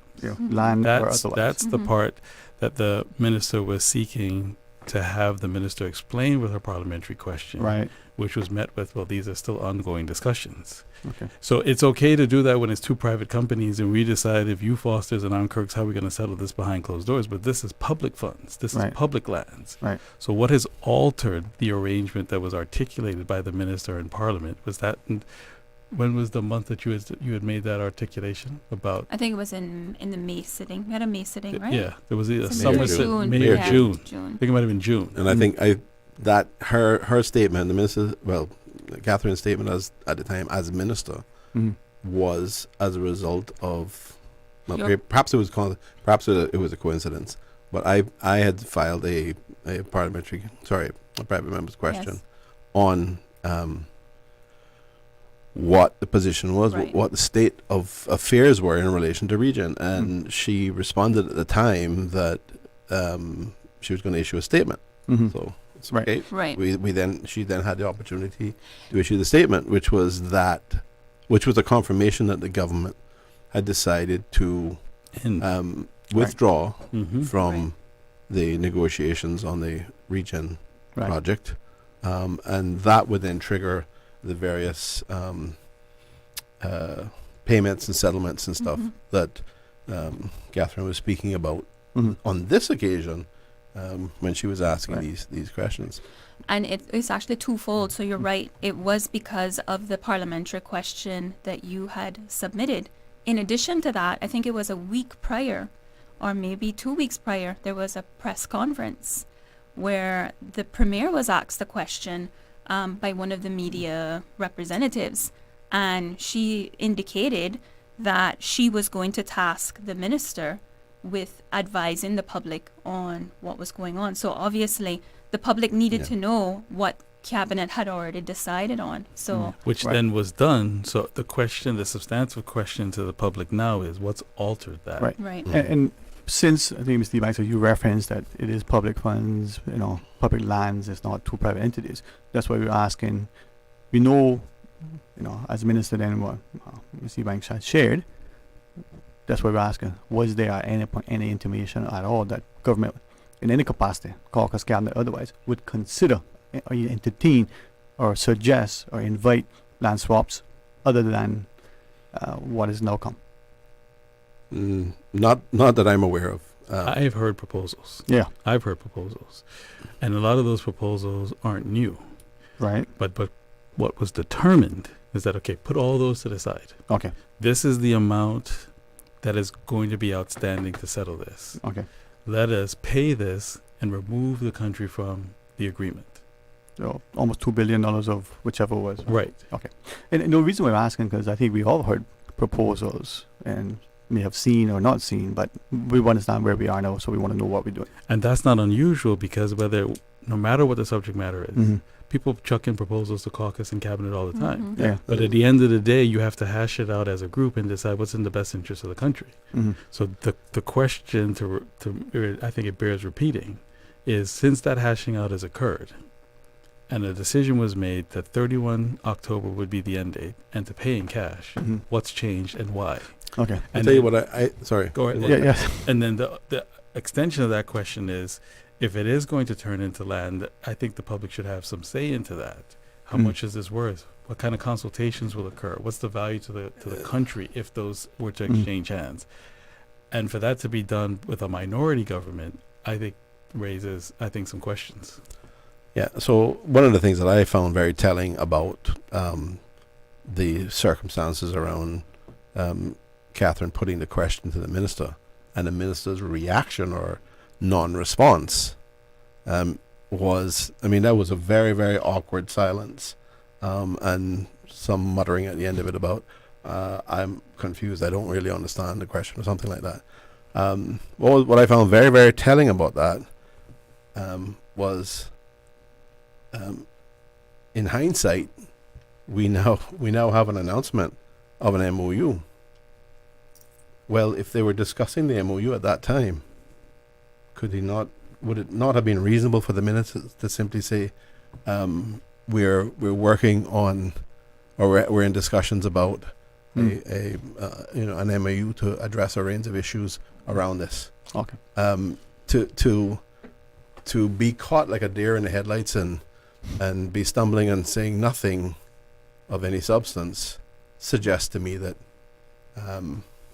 nothing that was appropriate to disclose was actually happening. That this arrangement may well have been something that was put together in hindsight or subsequently in order to legitimize, let's say, these discussions that were going on. Right. We do, and that is a concern to me. Yeah. Because I think they're free to have discussions, but they need to do it in an appropriate way, and it should not be ministers sitting around the table negotiating substantive things like land swaps with other parties. Okay. We do have a couple of callers. Sure. As we go to the phones, we have Ms. Kathy Ebanks Wilkes, we have Mr. William Panton, Mr. Andre Ebanks, three of our sitting members of Parliament. The WhatsApp call first. As we go to the WhatsApp, welcome, thank you for calling. Good afternoon, Mr. Sterling. How are you? I am well, sir. How about yourself? Okay, the young lady here, Mrs. Wilkes, I think she is. Good afternoon to you, ma'am. Good afternoon, sir. And Mr. Panton, good afternoon to you as well, sir. Not hearing from you. And Mr. Andre, good afternoon. Could I call you today just David? You know David in the Bible? Could I just call you that today? Depends where you go with it. Well, do you know what David done anyhow? He defeated the giant, right? Yeah. So I will leave it like that. I just want to say this show today that you're all on should not be anything else but cheers and laughter and joy, because we have made it through to the almost the end of the year. We can see the light at the end of the tunnel, and we can say thank God for the Cayman Islands. We have made it, and I just want to congratulate you, Mr. Andre, and Mrs. Wilkes, and Mr. Panton. But I'm focusing on Mr. Andre today. Mr. Andre, thank you, and keep up what you're doing. That's why I addressed you just now as David, because you're small in stature, but you are with God. And when you're with God, you are a winner. So just want to say Merry Christmas to you all. Thank you, and continue to do what you folks are doing to steer the Cayman Islands and to help us to continue on our journey. Thank you very much. May you all and your families have a Merry Christmas and God bless. Thank you much, Mr. George. Appreciate that. Thank you, Mr. Same G. to you and your family. Yeah. Thank you, Thank you, sir. Thank you, Mr. Thank G. you. God bless All you. right. Let's go to the other line and welcome this caller. Afternoon. Thanks for calling. Hey, good afternoon to you, Sterling. Hey, buenas tardes, mi amigo. Español. ¿Hablas español? Sí. He's showing off now. I know. Oh. No. But, and good afternoon to you, Mrs. Ebanks Wilkes, and to Mr. Panton, and to Mr. Ebanks. Good afternoon. Afternoon. Good afternoon, sir. I believe all three of you probably recognize my voice. I recognize it. Only if you speak in French, man. You won't. But, I almost hung up a while ago after I just heard Mr. Cholette come on, and I hope he doesn't mind that I call his name. Only because he came from an angle that perhaps I hadn't considered. And I'd preface what I'm about to say this first. If I was living in the constituencies for either one of you three awesome leaders, I would be voting for you.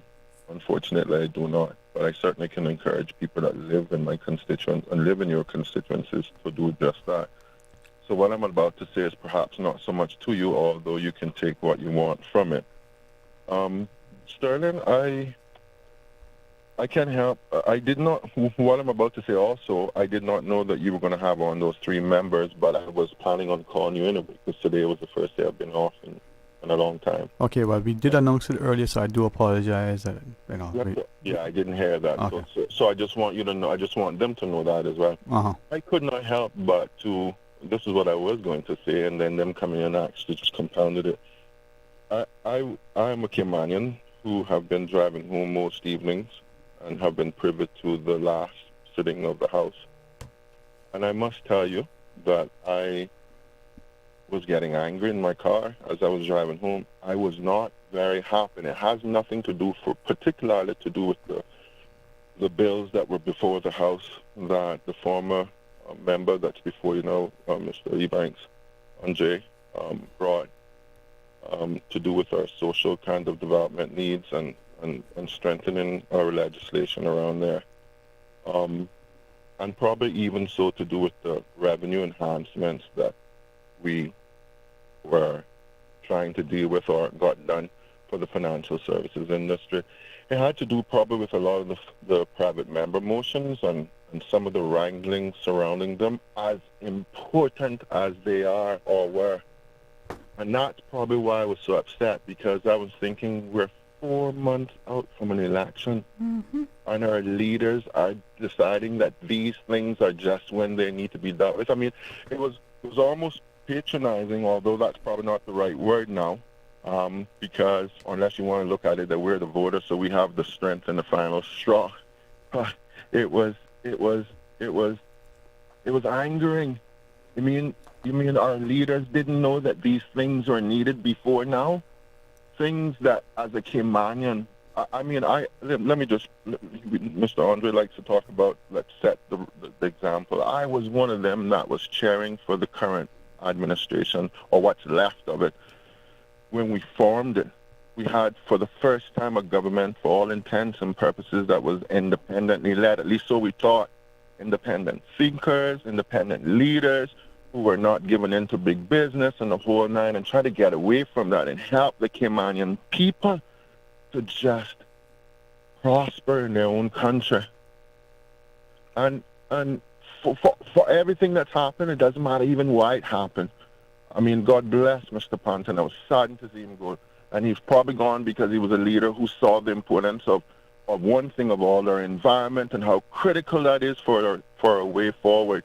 And yet we have other people who think that we still need to destroy it. Or God bless Mr. Andre, who has brought tremendous social development legislation.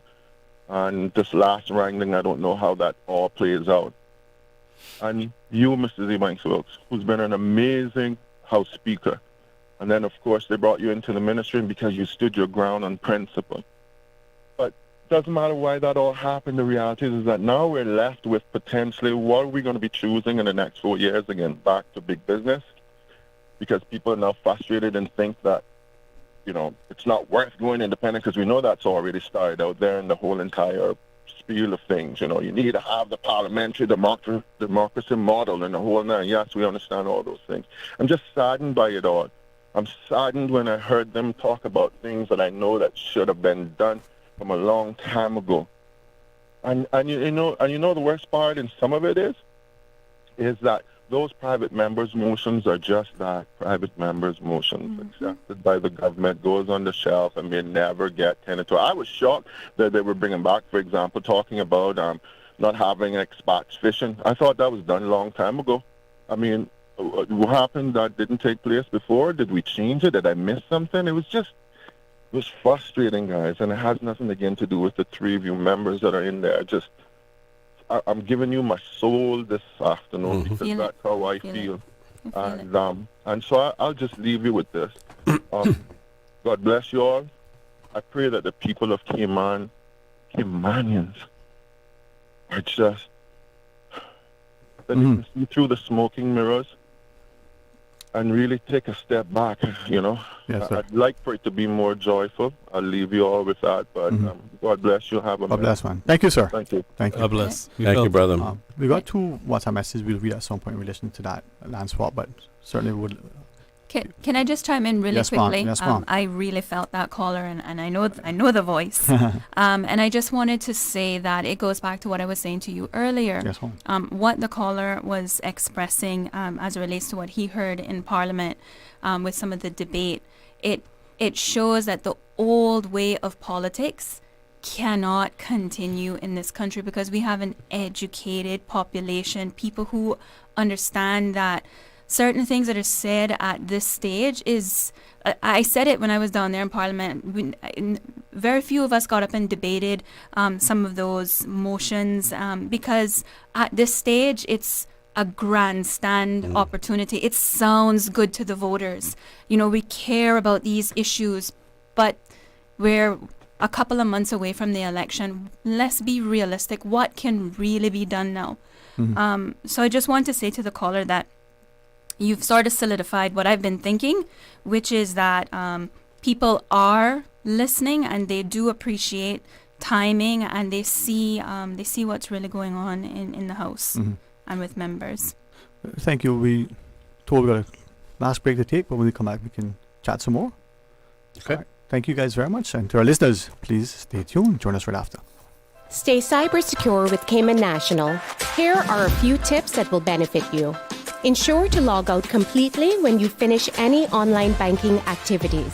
Be aware of phishing attempts and only click links from trusted sources that are sent from your device through emails and messages.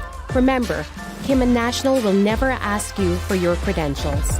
If you suspect a fraud attempt or that your account has been compromised, please immediately contact our customer support team at 949-8300.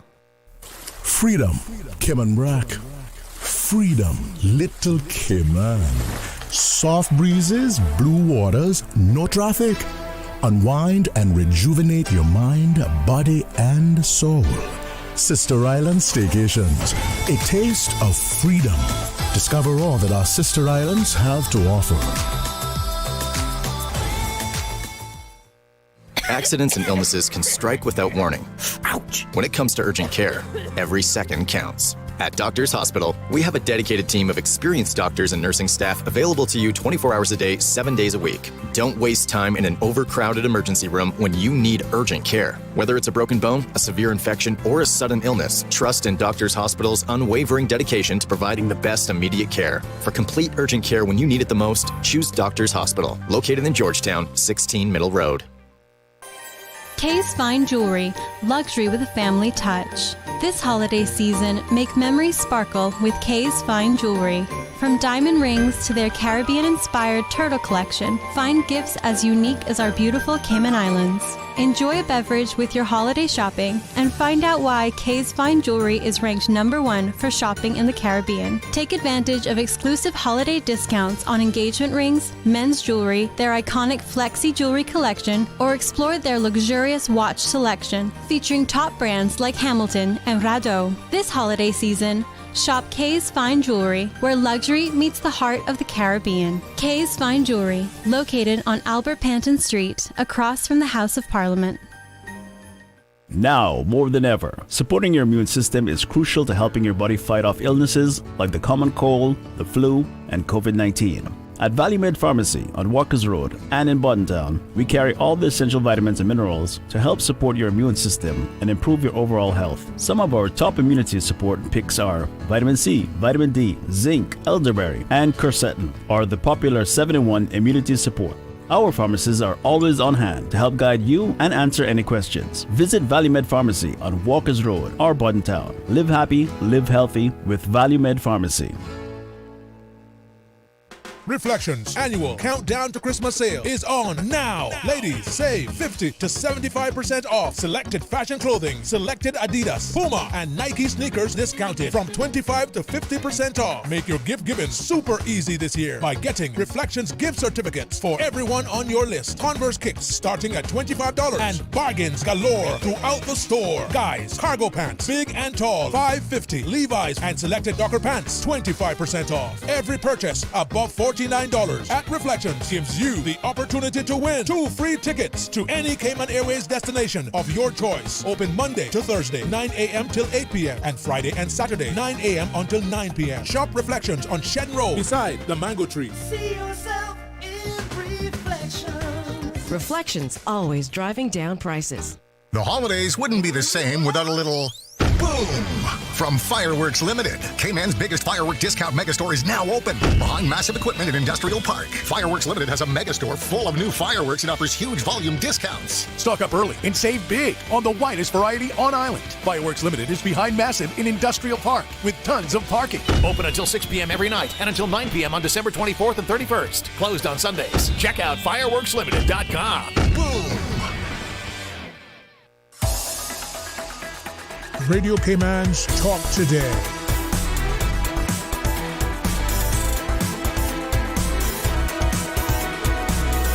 What is on your mind, Cayman? Hey, welcome back, and thanks to MPs Andre Ebanks and William Panton and Ms. Kathy Ebanks-Wilkes for joining us, and to our listeners, and what hopefully will be continued discussions as sitting incumbent members of Parliament relative. We want to ask you to share other things, but can we read 2 WhatsApp messages that have come through? It's in relation to the whole issue of the proposed or MOU. I'll try to read them in succession. One listener writes, can you ask the MPs, please, what, if anything, can the people do to stop them, presume the government, from swapping land should they decide to do that? Well, I think, in terms of members of the opposition, any kind of disposition of real estate owned by the Crown has to go to Parliament and be approved by Parliament before it actually occurs. Mm-hmm.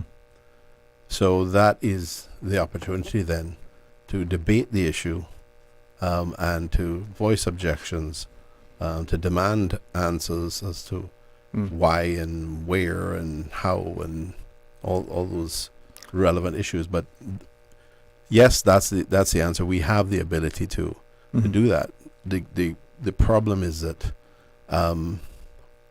when these things get discussed and they become the subject of an MOU, and then there's a negotiation, and then they've reached a conclusion on it, decided what they're going to do, and then they come to Parliament, there is going to be traction behind this proposal.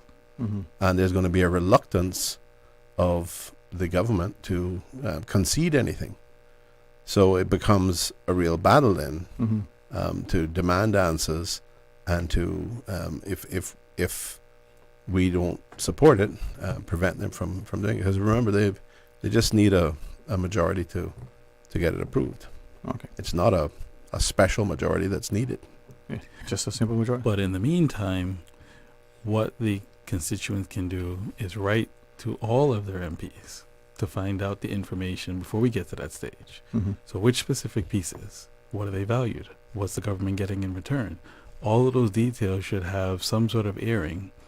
And if they're not being aired so far, what the person can do, each constituent can do, is everybody could be writing to their MPs saying, particularly those of government ministers, what are the details surrounding these transactions? Okay. So can we then ask? There's an important point to make, right? When you're talking about an agreement, which was the region agreement, project agreement related to the region project, which set out how you terminate the agreement and what rights and obligations government had, and we're clearly aware that government had to pay for the additional monies that was spent by the organization on the dump remediation, the landfill remediation. When you have that, you have the money authorized to do it, and then you suddenly go away and start including other things, bringing it all together and getting engaged in all these types of transactions. When you get transactional like that, it runs up substantial red flags and concerns about potential impropriety. Right. So with that in mind, is it then that a government, this one or any other, could claim successfully, you asking as voters for this information, but as MP Hugh had said in relation to something similar, or it's commercially sensitive, or the government may claim that there's a confidentiality, and you guys can tell us the right word to use because it's in cabinet and caucus, and a sort of privilege or protections that the government can avoid sharing it publicly at this time. I mean, they could certainly claim that to a certain point, but those negotiations, I imagine, must be driving to a conclusion. Once you're getting, to my mind, those near conclusions and you're about to actually execute a transaction, that's when I think disclosure is appropriate, because now you're now executing the transactions involving government land if it goes that way. So yes, you could see some value in saying, well, while we're going back and forth, because you don't want people second guessing this, the terms of the transaction could change and you have to go explain that. So there is some value in saying the particular machinations, but then it must get to a point where there's broad agreement. At that point, I would think that is then the appropriate time for there to be disclosure of the details to the public in order for it to be properly debated in the House. Okay. I think we got 2 more calls finally, and we've been granted license to take them. Let's take one of the 2 remaining calls. Hey, welcome. Thanks for calling. Hello. Yes, hello. Welcome on the WhatsApp. Hello. Yeah. Good afternoon. Afternoon. What's happening, man? Rambo, how are you? Good afternoon. Yeah, Sterling, respect to the marks now. Yeah, man. Was intermediate in balance. Respect, yeah. Good afternoon to the panel. Good afternoon, sir. Yeah. Good afternoon, Mr. Arthur. Good afternoon, Thank Rambo. you, yeah, thank you for taking my calls up northward. Yeah, good conversation. Respect it. Anyhow, I will brief Franca today. Give me 2 minutes, max. You see the Cayman context, right? The political class or caliber. It all a reference. You see where I'm coming from, right? And the average person on the ground feels it. So I just tune in on and talk about controversial, debatable topics. You know, the theme of it, our thesis, population of it. And I know it's so difficult assemble and gather in Parliament. MLA obsolete now. You know what I mean? And Mr. Panton, we had a good conversation 2016 on the phone years ago about the beneficial ownership in the old ECD. You probably recall that, but you want it at that time there. You understand? Yep, I do. So, yeah, different now, a different treatment where I come from. No. You see the UK government now, they in Labour now. And you're aware that they've been reshuffling lately. Yep. Like, toss the cards, easy. So, like, Jeremy Corbyn, one time, he had what thing came on. You understand? So, whatever amendments the EU bill or pass or measure, they always predicting to us. You know, that's where I'm from. And I wrap up now. Henceforth now, I do the present and henceforth now. Election around the corner. In everywhere, third world countries, metropolitan cities, pass us, no, will pass to the house degree. So like, what would be nice with the referendum thing years ago, that should have been passed in Parliament. You understand? And who are bold enough, deal with the UK. Deal with that. Union Jack, deal with them. Yeah. Because we hear the overseas stuff for like Bermuda and whatever. You know how that controversial too, with our race and stuff. You know. Yeah. And Merry Christmas to you guys, Sterling. Yeah, man. I touch base with you. Yeah, man. 2 years I touch base with you. Yeah. All right. Respect. That's all. All right, bro. All the best. Merry Christmas to you. Merry Christmas. All right. One final call. And hey, welcome. Thanks for sharing. Yeah, hello. Hello. How are you today? I'm great. Thank you for calling. Good. You're welcome. I have a few questions. I may not question you on what the topic is, but I would love to find out something. Is it right for you have a home, right? And somebody reported you to the planning department, whereas you're not the only person, but there are so many homes in Cayman that persons use the attic and turn it into a room, like Canada. What the government can do in assisting these poor people who make that which they can have an income to ease the pressure off the government themselves and to help them since this pandemic and still going through hardship, to adjust and to allow persons to get an income from that. Instead of just take them and spend up their money. Because there's no home in Cayman right now for rent. And if persons can just alter their place and said, okay, help this one to get me an income. I don't have to go to social service. I don't have to go to NAU and have persons renting. What can the government do or implement? Bring an implementation to help those persons that you have planning going in on them. Maybe because they don't know anybody in there. And yet you have down in West Bay, up in Eastern, all over, that persons living in the attic just the same, but they just penalizing one person. Okay. All because what? It's just an inheritance or she just come here, what is she doing with this? How can that be adjusted? Okay. Yeah. Thanks for that question. The next question, that is one. The next question that I face here in Cayman, and is it with the police station, and it's only when one set of police working, things happen, and if you make a report, the report don't go anywhere. They write what they want to write, and keep you there, and then send you off as if whatever you told them, that's what written. I need some justice on that. Why? Because these set of police officers is getting away with too much. And when you lack confidence in them, it's only going to make the place escalate into a place where it's not supposed to be. And that's 2.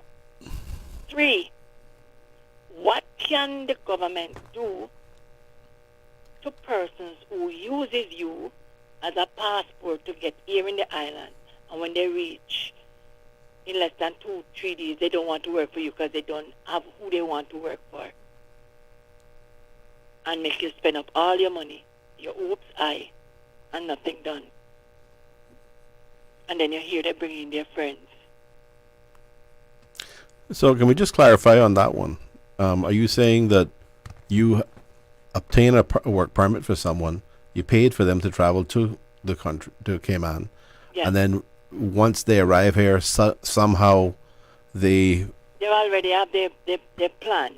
they have a permit Don't want taken out with someone else, or then Definitely. I've lost so many money in the workforce entity that could have made me a better person, a rich person. And it's been going on and on. Have you reported that to the immigration department? Sure, but if you have some immigration workers who are doing the same thing, who even tell them, oh, don't work for her. And it's been happening over and over and over. what I don't understand is how they come in. You have a work permit for them, and then suddenly it changes where they get a work permit to work for somebody else without you terminating that work permit. Don't get the permit. What I learned to do now, as they say, oh, I don't want to work for you, I cancel them instant.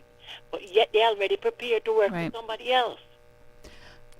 Well, I would suggest that if you cancel the work permit, that then creates an opportunity for them to go work with someone else.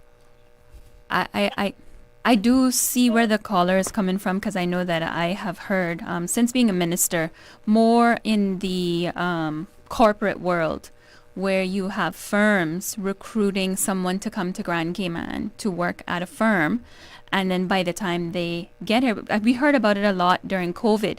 By the time those individuals get to Cayman, a week or two later, they have a better offer at another local firm, and so they resign from the current role, and I guess however they do it with immigration, where they put in for a new permit and so forth.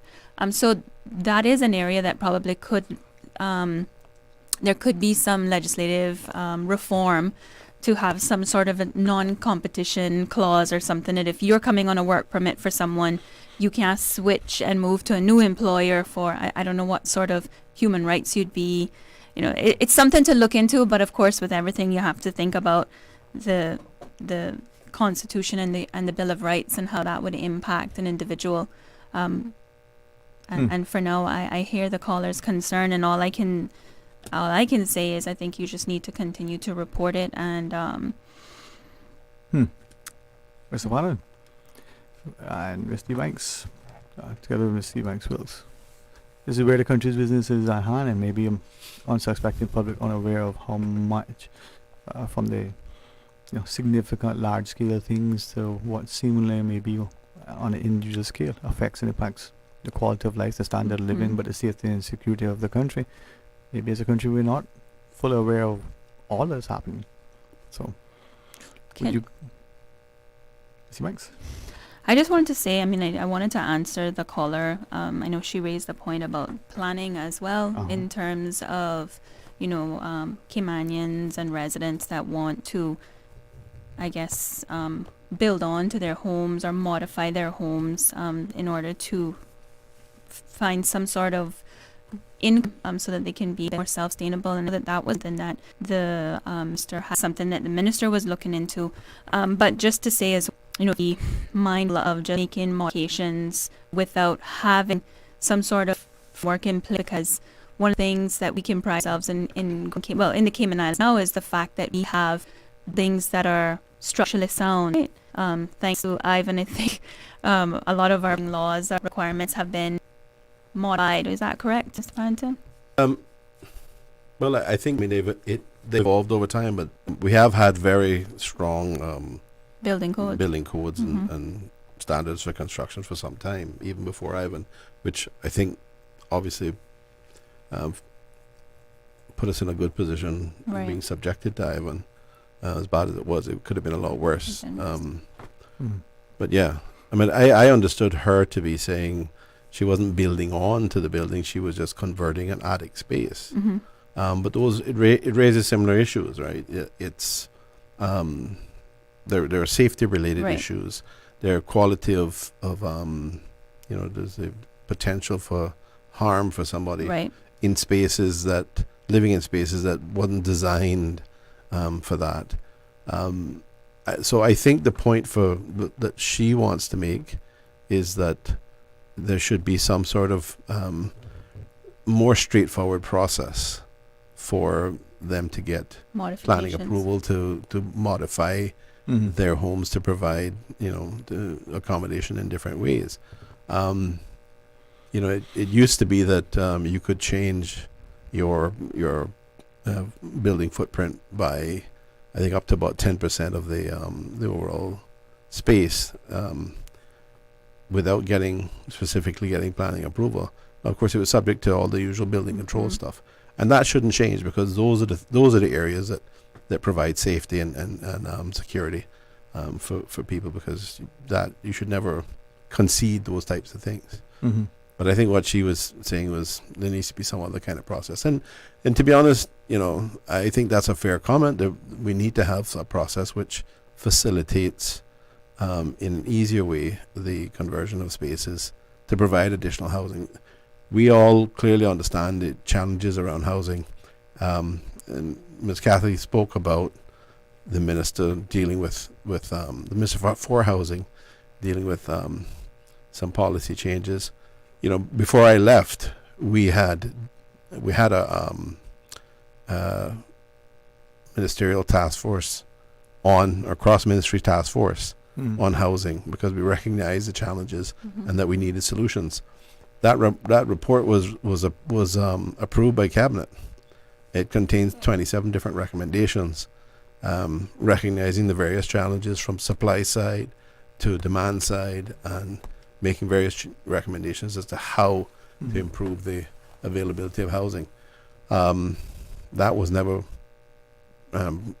followed up on, and then there was a change with a different approach to deal with housing, and I don't think that has resulted in some clear policies and recommendations and initiatives which actually have an effect or a positive impact on the issue of housing and creating more availability for housing. Yeah. But again, this is where hopefully those public discussions, but formulated by our policymakers, from input from the general populace, can help us. Yeah, I mean, those are necessary things. Yeah, and that's the kind of thing you support. If you, if you want to come to Parliament with some legislative changes to support that kind of thing, then that's necessary. That's necessary. And we would, as members of Parliament, we would support it. Absolutely. But we're not going to support things like, coming along with proposed amendments to the National Conservation Act when clearly there's no justification for it. They have spent nearly a year trying to argue about it and claiming that they were going to publish it and people would see what it was and all that. No. If you are going to eliminate environmental impact assessments, for example, that raises major governance issues, because an environmental impact assessment is not just about the environment. It's about the socioeconomic impacts. It's about the environmental impacts. And it's also about making sure that the project that you're doing, that you're spending millions of the public's purse on, is going to result in the kinds of outcomes that you desire, that the public desires. If in the absence of something like an environmental impact assessment, the outcome could be entirely adverse to the public and in fact entirely adverse to the outcomes that you desire, that you're seeking to do it for. Yeah. Right? You can't guess with these things. Yeah. Well, I want to thank our fantastic team for acknowledging the importance of having our parliamentarians present to speak to us, and thank you all for your extended time.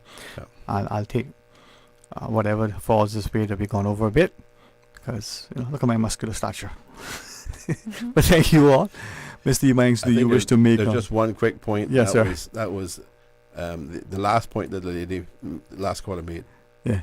There is the opportunity for her to make a complaint. Yeah. To the I forget what it's called, but it's a complaint commission for the police. The ombudsman and the police commissioner. The police complaints. Exactly. Yeah. So if she has a complaint, yeah. She can make it through that approach. All she can just ask about that. All right. Well, publicly to all of us sitting parliamentarians, but the three present, our seats may be creaky, but our studios are welcoming and warm and inviting. I only hear your chair complaining. Yeah, but this one is squeaky too. Yeah. You know, but that chair is just under pressure and stress. You guys have a great, safe, wonderful afternoon. A very blessed and Merry Christmas to you, individual, collective, as a community and your families. If you have extra custard top cornbread or even chocolate cake, you know, call a friend. Come to the carnival tonight. You might get some. What time, Mom? 5 to 9 p.m. Where, Mom? At the Heritage Park in West Bay. All on Sunday? Yes, sir. All right, so get your carnival on. I'm sorry to tell you something, Bobo. In my house, there's no such thing as extra custard top cornbread.